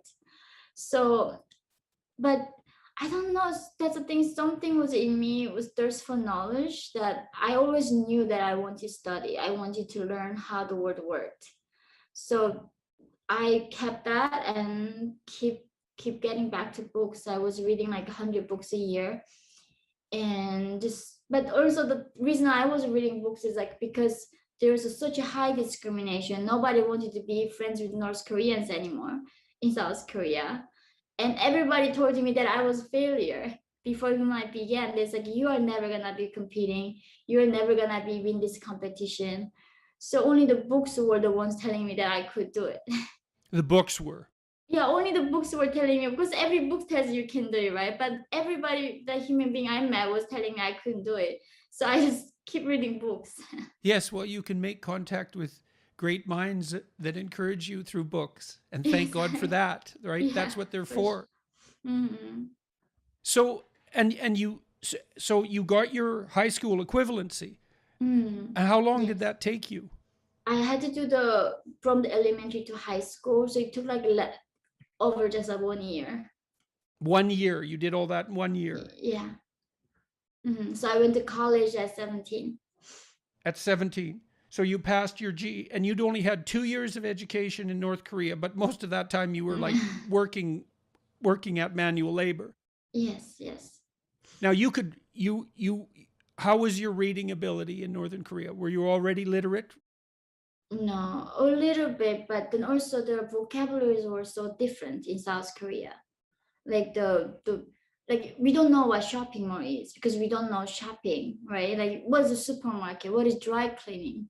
So I had to like write down like it wasn't like English to South Korea was easier because I already knew the concept.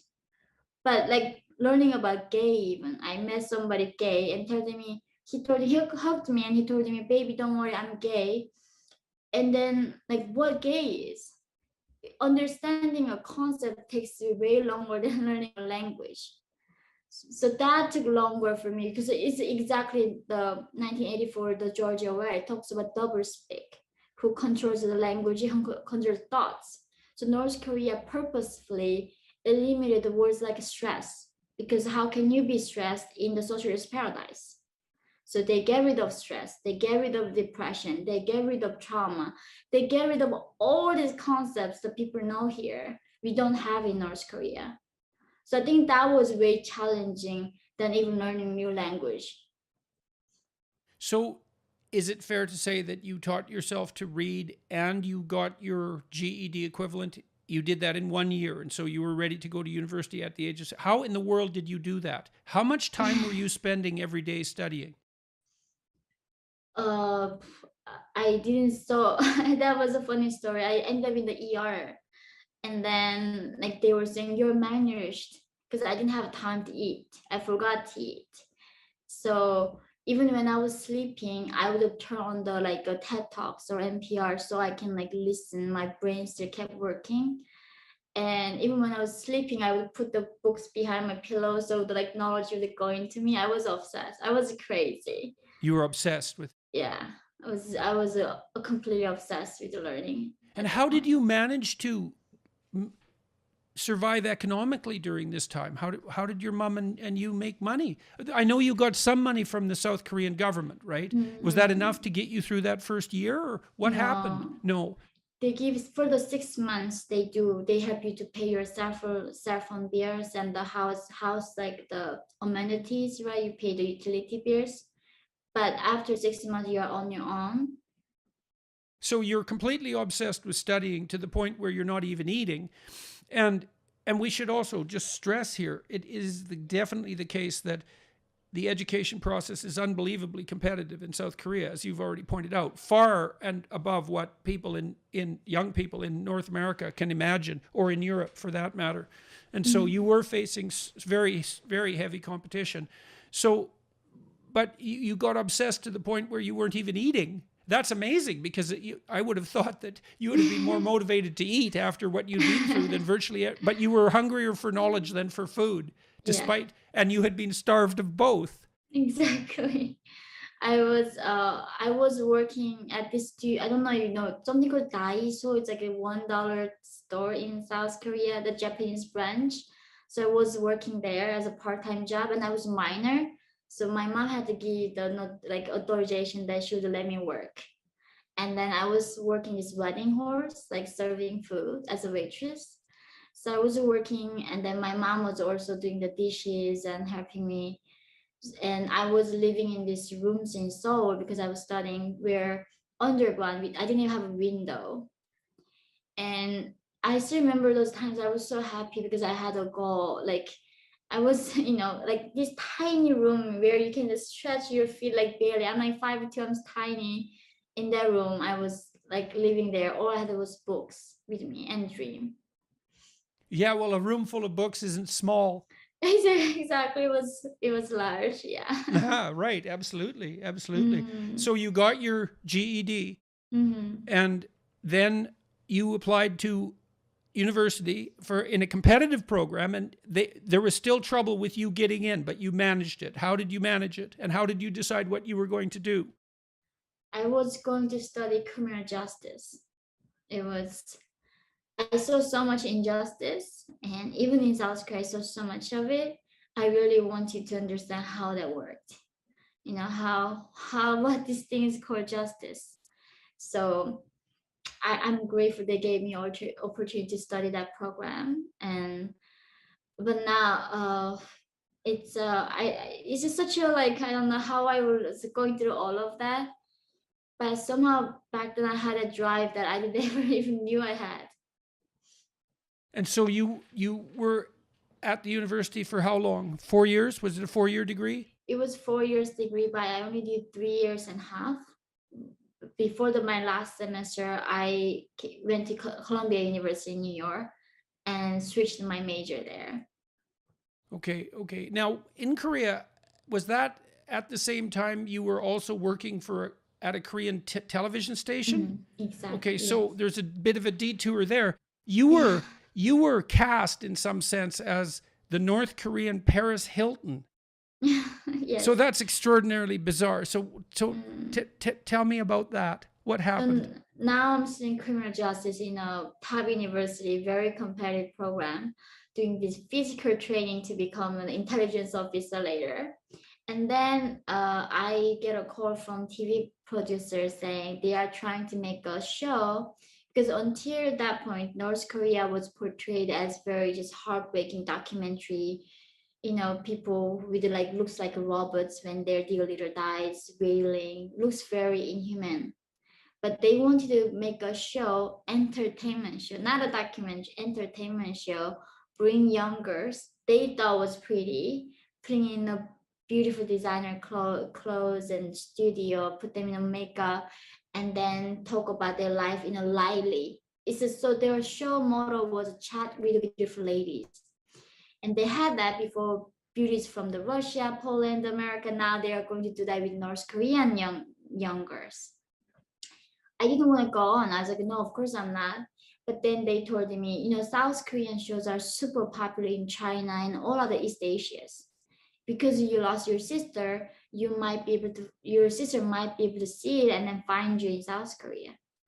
And but because before that I was looking for my sister on a one educational program, and they saw me there and then found me, how that's how, and they knew that talking about my sister was gonna get me. So that was a thing. That was a deal for me to go on the show and talk about my sister, and hopefully she sees it and come to me, because I was still looking for her. But the thing is, because I told them about my father's black market business before his arrest, they thought, and of course, how do I know who Paris Hilton is? I don't know, but they needed a character for each character in the show business. That's what they say. You know, you cannot be complicated. You gotta be one simple thing. Everybody gotta have characters, and then they name you. So I was going into out of nowhere to show business. It is unbelievable. It is unbelievable. Well, it's also unbelievable the role that you were cast in. Mm. It has such a it's such a contrast with what actually, well, with what the reality of your life in North Korea really was.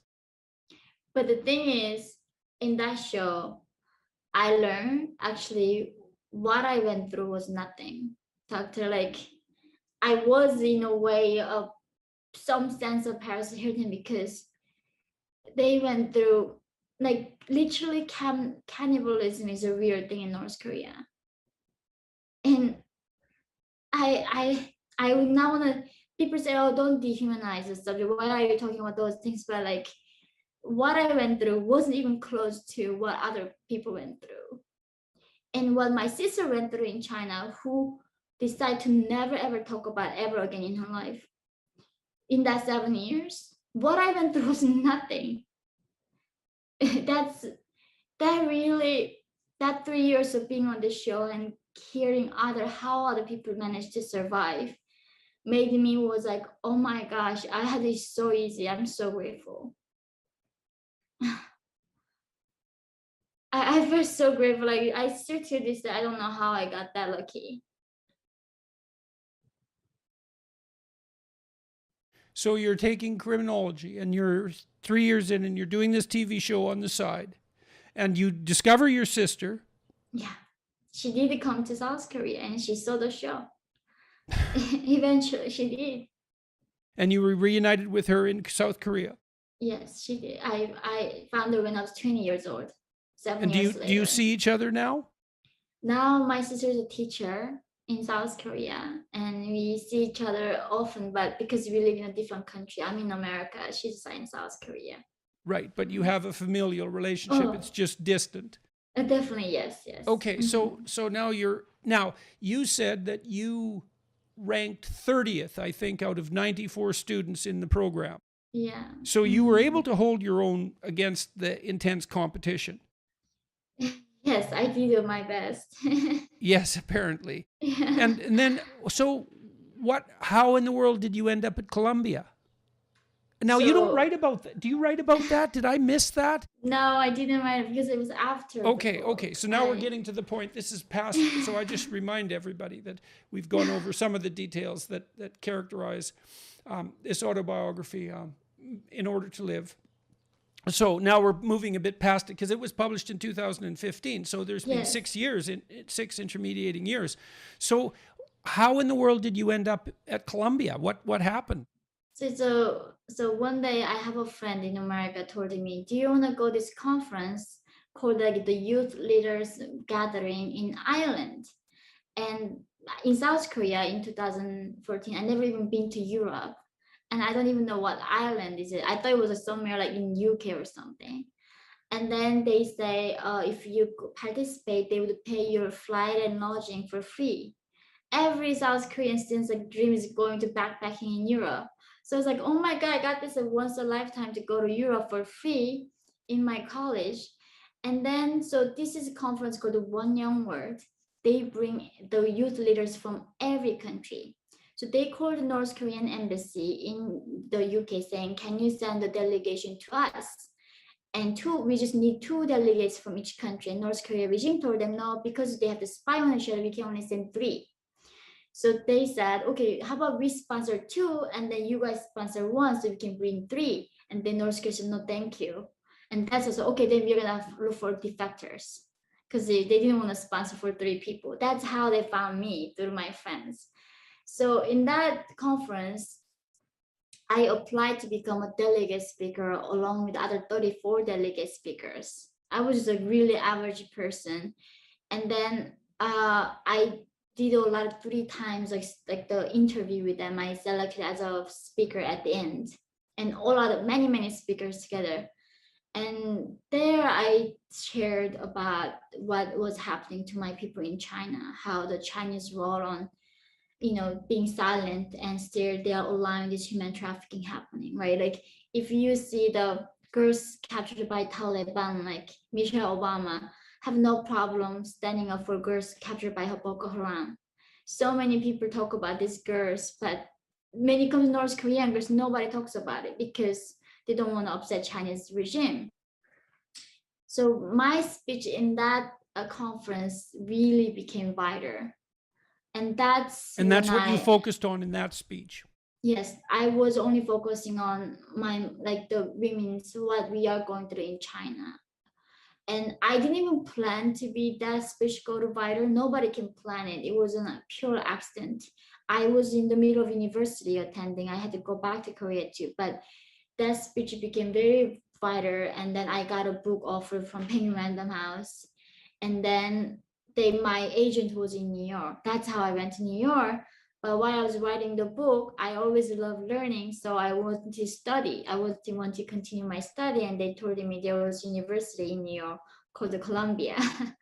So that's how I applied there and then went there to study. And did you finish your undergraduate there? Or did you do an Mm, advanced degree? You finished your undergraduate I then? I did undergrad 4 years there. So I did almost like 8 years of bachelor. Okay, and so you'd gone to university and Mm, came out of North Korea. Then you went to university in South Korea. So yeah. you got to see that culture as Yes. an outsider. And Mm-hmm. then you came to the United States and you got to see Columbia University. So what did you conclude about your time in Columbia University? What were your impressions? What do you have to say to people about what you saw? And then oh my gosh. So that 4 years from 2016 to 2020, it was a complete madness. I I became very pessimistic about the Western world after university because, like, so literally in these humanity classes, even the economics, I was studying economics for 2 years and later human rights. The professor would send me the emails. Oh, this class we're gonna cover this. If it triggers you, you don't have to come to the class or don't even do the reading. I'm a rape survivor. I'm a slave. I gone through so many things, and they say, oh, this can trigger the rape. This can trigger this, and then like every before the class they say, let's go through what do you want to be called, your pronouns. And my English is not that good. I sometimes mistakenly call him or she, and then they start asking me to say they, and then I don't know how to incorporate in my English that pronoun properly.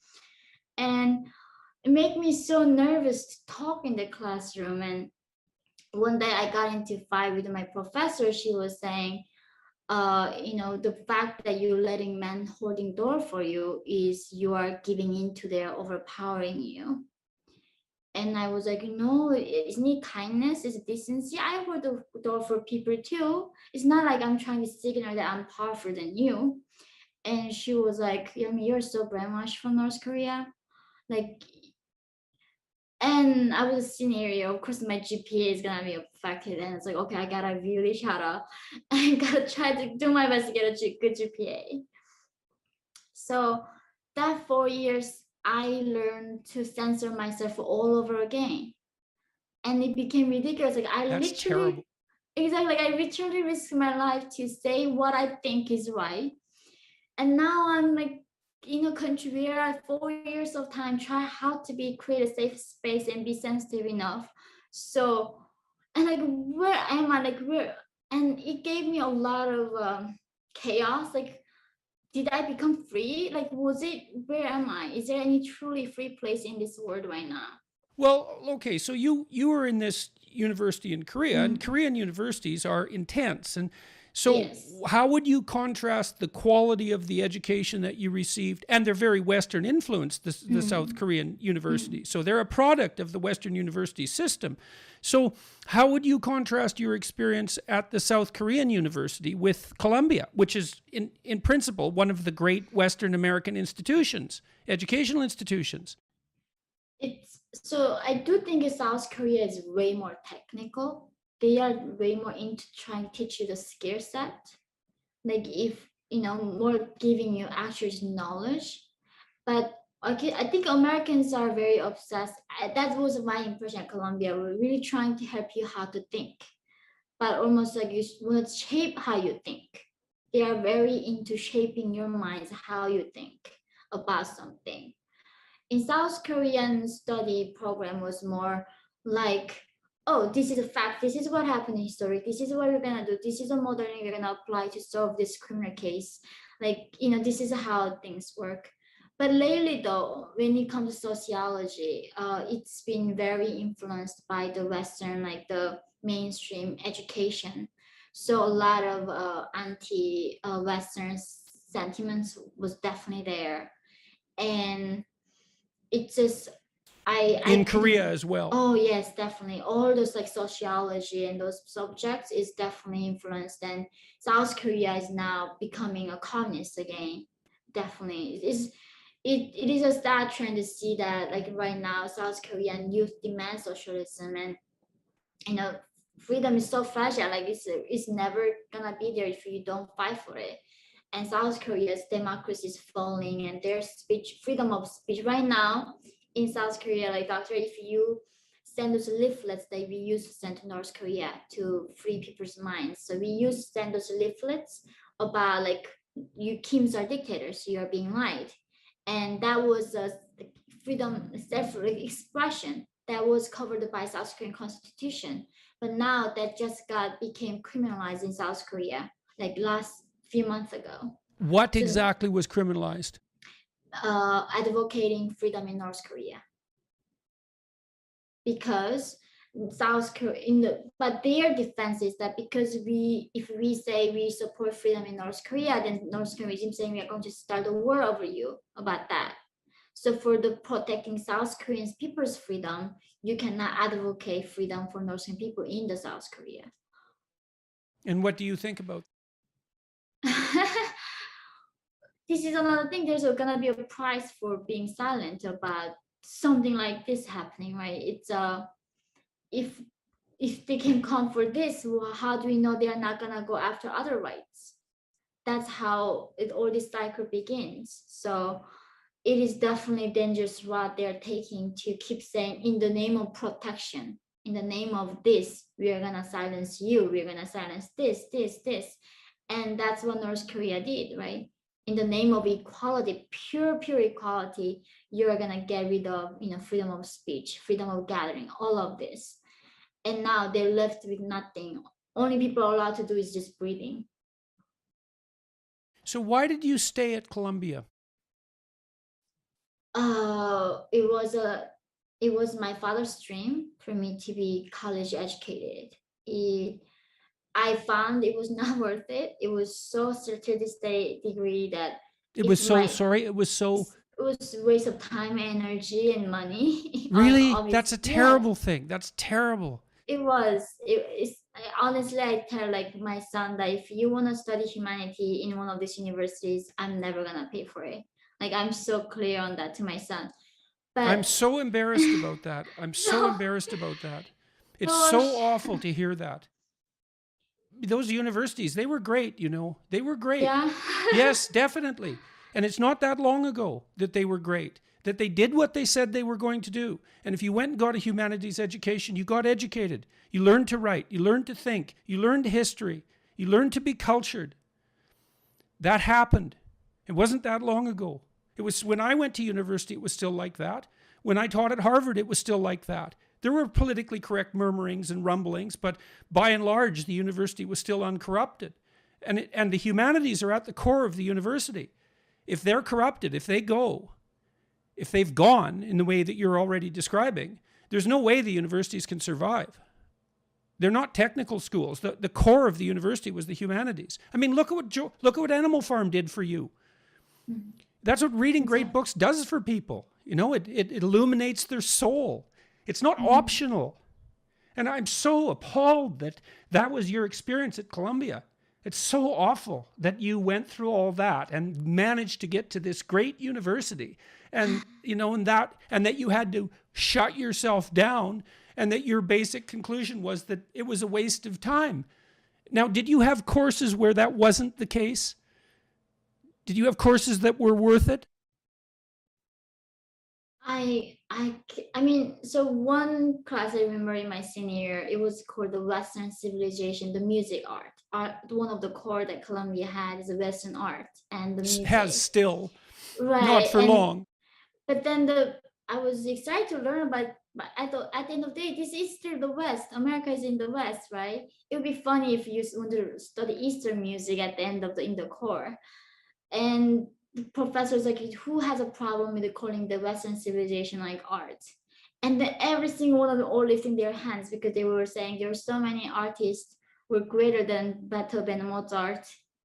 We silenced them, erased them all. And that's why we have to now end up studying these like bigots, who are racist.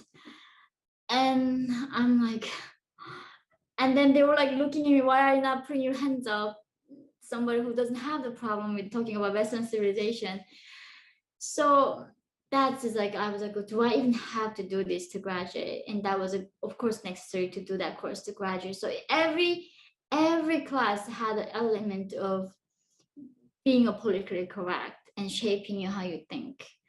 And I learned how to censor myself so well after Columbia. And then I was freaked out one day. It's like, what am I doing? This is not what I escaped, It just and I'm so ashamed of that. That's so awful. I can't believe it. It's no picnic to watch these great institutions hang themselves.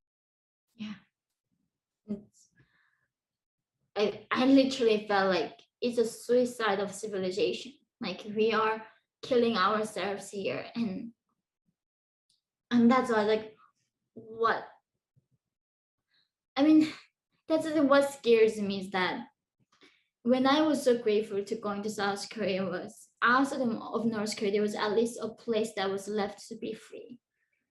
And all these people obsessed fighting for, climate change, animals' rights, gender equality, transgender, whatever, all these things people are fighting for. Wonderful. But then imagine when nobody is free in this world, who's gonna fight for us? And that's like what terror for me is like. Imagine all of us became enslaved, like North Koreans, all of us did in that system. There's no one can stand up for any of us. And I guess because I always knew that it wasn't guaranteed. Like when I go to camping with my friends somehow always have confidence that they're gonna find food, even though when they're going to the remote area. Not me. I always packing this like energy bars, blah blah, always with me because I know like you can end up not having ever all the food. So maybe this is a mentality that in the West, freedom was always there. Somehow people think it's gonna be miraculous, they're gonna be always there. And for me, it's like no, it can be not there That's, at that's all. why we were supposed to be educating young people. We were supposed to be teaching them that no, it's not always there. It's fragile, and you better take care of it, because the default condition is authoritarian starvation. And if that isn't happening, it's a bloody miracle. Yeah, that is, and that's where I am at right now with North Korea. While of course I'm fighting for my people's freedom, but there's so much interest in, like even Hollywood, they do not want to stand up anything behind the thing is challenging Chinese Communist Party. No mainstream, no Hollywood stars, nobody in America want to be behind the movement that challenges Chinese Communist Party. Well, And I've seen that's this over and over in the universities too. It was often the case that it was my psychology classes where the students learned about what happened in Stalinist Soviet Union and Maoist China. They hadn't been taught at all. They hadn't been taught that tens of millions of people died in China. They hadn't been taught about what happened in North Korea. They hadn't been taught about what happened in Russia. It was like that never existed, even though the Cold War was all about that. And it's appalling. And I think you see exactly the same thing. Well, you're pointing out exactly the same thing. How blind can we possibly be? I know it's like the people say like, oh, Hitler killed so many people, but do you know actually Mao killed the most human beings on earth? He killed like 50 to 60 million people. The Chinese communism killed more people than anybody ever did in our human history. And Yes, and the people Chinese still, Communist Party still controls China. And the only reason people aren't starving to death there now is because they adopted, because they had no choice, essentially, because people did start to rebel to some degree. They introduced free market transformations. It's the only reason that China has emerged as powerful economically as it is. yeah, So, what's next for you? You've graduated from Columbia. When did you graduate? uh, January of 2000, last year, I got to ask last you again. year. I got to ask you again. Wasn't there at least one course that you took there Yeah, taught by someone that taught you what you wanted to learn? one course. Where You even should know. Like if there was, you'd know. You'd I know. I knew I liked about the evolution class about how the humans we became who we are. Going through Homo erectus and like habilis or the humanity journey. But then, of course, they always had a political correctness element always in the textbook everywhere. So there's not. I like the economic classes a lot because it really helped me understand how the world worked in some other ways. But then, of course, it's all about like the payment, gender inequality, payments, blah blah, all that like macroeconomics has that thing. So I mean, it. I think it filtered out. It was good, but I don't think it was worth of that amount of money, especially and the effort to go. You can take them on like online these Look, I days. had professors. I had lots of professors who were great. Like I went to this little college when I was 18, 17, I guess, because that's when I went to college. And it was just an adventure for me. You know, I got the people who taught me. I had an English professor. Um, his name escapes me at the moment, unfortunately. Dennis Wheeler was my political science professor. I remember that from 30 years ago. I can't remember my English professor's name, unfortunately. I had a philosophy professor named Longenbach, like 6 or 7 professors. And it was a small college. It wasn't an elite institution. And they loved to teach. And I had a group of friends that loved to learn, and it was great. Like, it was great. I learned a tremendous amount. I learned that I didn't know how to write, and they taught me. Robin Burke, that was the English professor's name. He gave me a D on my first paper. It shocked me to death because I'd got good marks in high school and I didn't know what I was doing. And he pointed it out and helped me learn to write. And these people were very serious. We walked through Plato and Aristotle and Hobbes and Rousseau and the full breadth of Western philosophy. And it was exciting. And there was no politically correct nonsense. And that doesn't mean that it didn't cover the political spectrum. A lot of my professors were democratic socialists, not all of them, but plenty of them were. So they covered the political spectrum. So, and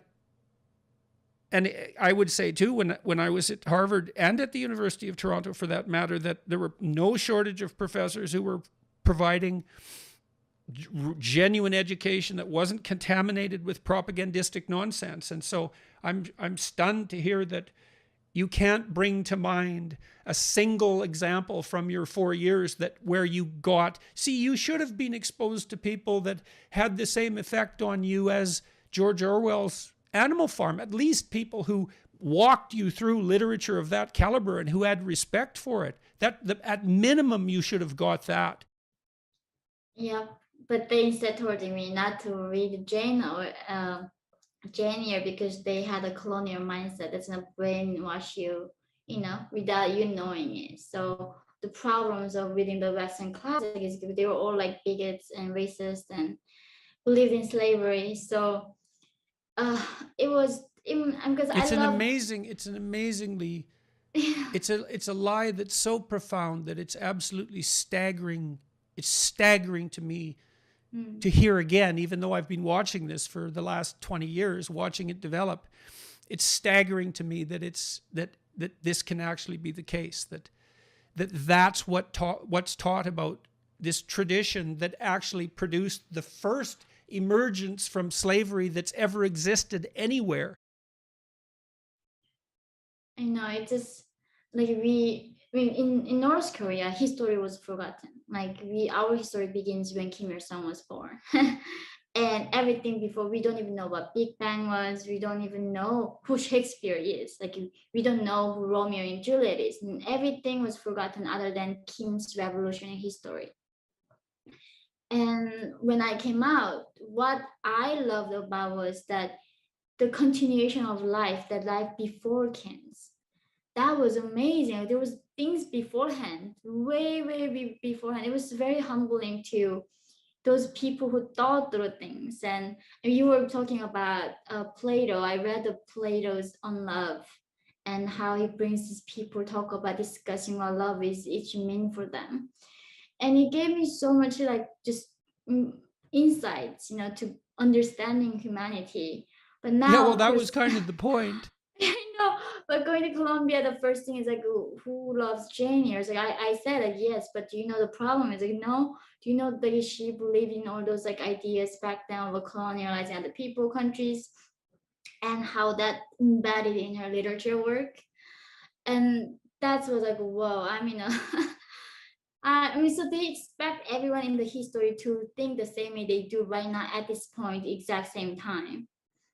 And if which is to basically memorize, 20 platitudes that anyone intelligent can memorize in 15 minutes, and then to dismiss the entire world of knowledge. These books, when you were reading Orwell and when you were in that little room in North Korea or in South Korea, and you had all those books, what were you reading? So Orwell affected you. Who else you've read now? Who's affected you? It's in a lot of ways. I remember the Siddhartha, the novel is a fictional novel. Hesse. Yeah, that book really gave me a lot of comfort and to think my how to think of my own journey and how what kind of things I need to focusing on. Like I could be focusing on, oh my god, what I went through. That was very horrible. Or what could I focusing on? So I read a lot of classical books actually. And I think now I'm thinking about it was actually a good thing. I didn't pick up these political correctness books, but rather going to time way before then, like 18th century, a lot of literatures. So I think a lot of books shaped me in many different ways. And now till this day, I was just saying like reading your book was, of course, you heard that many million times, but uh, it was, people say like you read to know that you are not alone, and that's the thing. When I was reading your book, it just reminded me of that the struggle, the shared struggle that we have on Earth. Regardless, you're born in North Korea, in America, there's still people kill themselves in America. Life is unbearable for anyone. It gave me a lot of compassion because after coming from North Korea to go to New York, like right, all my 70% of my friends going to therapy. And they tell me, I mean, you gotta go to therapy. And I was like, what is therapy? And of course, coming from North Korea, what do you know what trauma is even? And back then I was like, the fact that you know trauma is like you are so privileged, you don't need the therapy. That's how harsh I was. And I wasn't able to empathize with my friends in New York. Like they would go in line for 2 hours to get into this like delicious like restaurant. And food to me was always quantity. It was not about quality. It's like why would I be sitting here with you for 2 hours and get in the line, right? And just understanding all of those like layers of emotions. And that's why I'm very grateful for your book and how you shaped me. What's next for you? What do you want to have happen now? What are you uh aiming at? so I'm on the target list of Kim Jong-un. I'm on the killing list. It's been a while, but I mean, we know Kim Jong Un killed his half brother in Malaysia. He doesn't absolutely care about killing distance. Like even Saudis killed their Jamal Khashoggi in their council in Turkey and chopped him off. Still, there's no consequences. The world has way no accountability for these bad guys killing people now. And I think that's why the justice something keep always in my mind. Where if I'm lucky enough not to get killed, I want to do everything I can to raise awareness about Chinese role on enabling this dictatorship. People often think Kim Jong Un is the one who to blame to running the biggest concentration camp on earth, but it is not. There is an enabler behind that is China. If without China, North Korean region cannot even alive be in one day.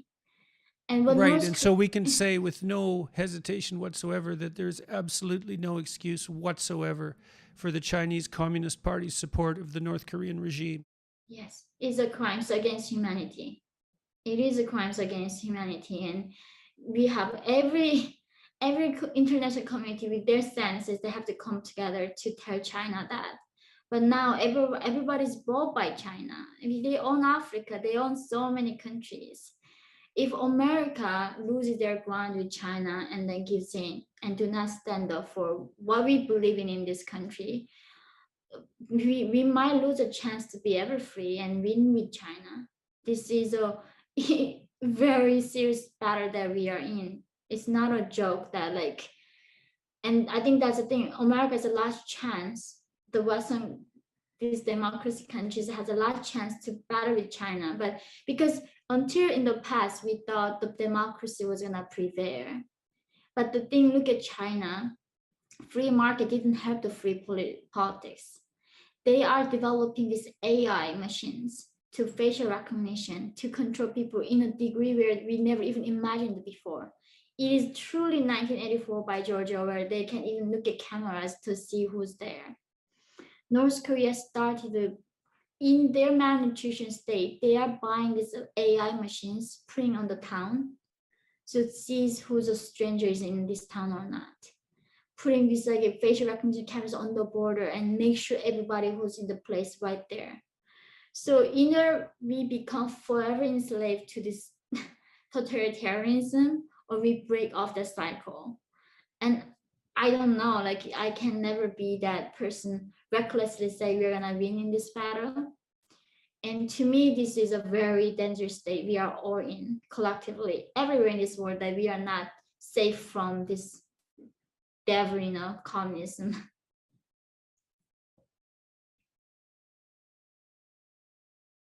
That's a good place to stop. Yes. Sorry, that was very intense interview. It's been, Thank you. yeah. Thank you for. You're quite the giving- creature. No, I really wish you would have had better professors. you deserve them. No, thank you for everything you do. Seriously, doctor. It's been, you have no idea how it touches so many, us and me especially, and reminding me of like how good still humans are, and really helping me not to lose my hope. So thank you for everything you do. Yeah, you too, kiddo. Your book's deadly, and so are you. Keep it up. Keep it Yeah. up.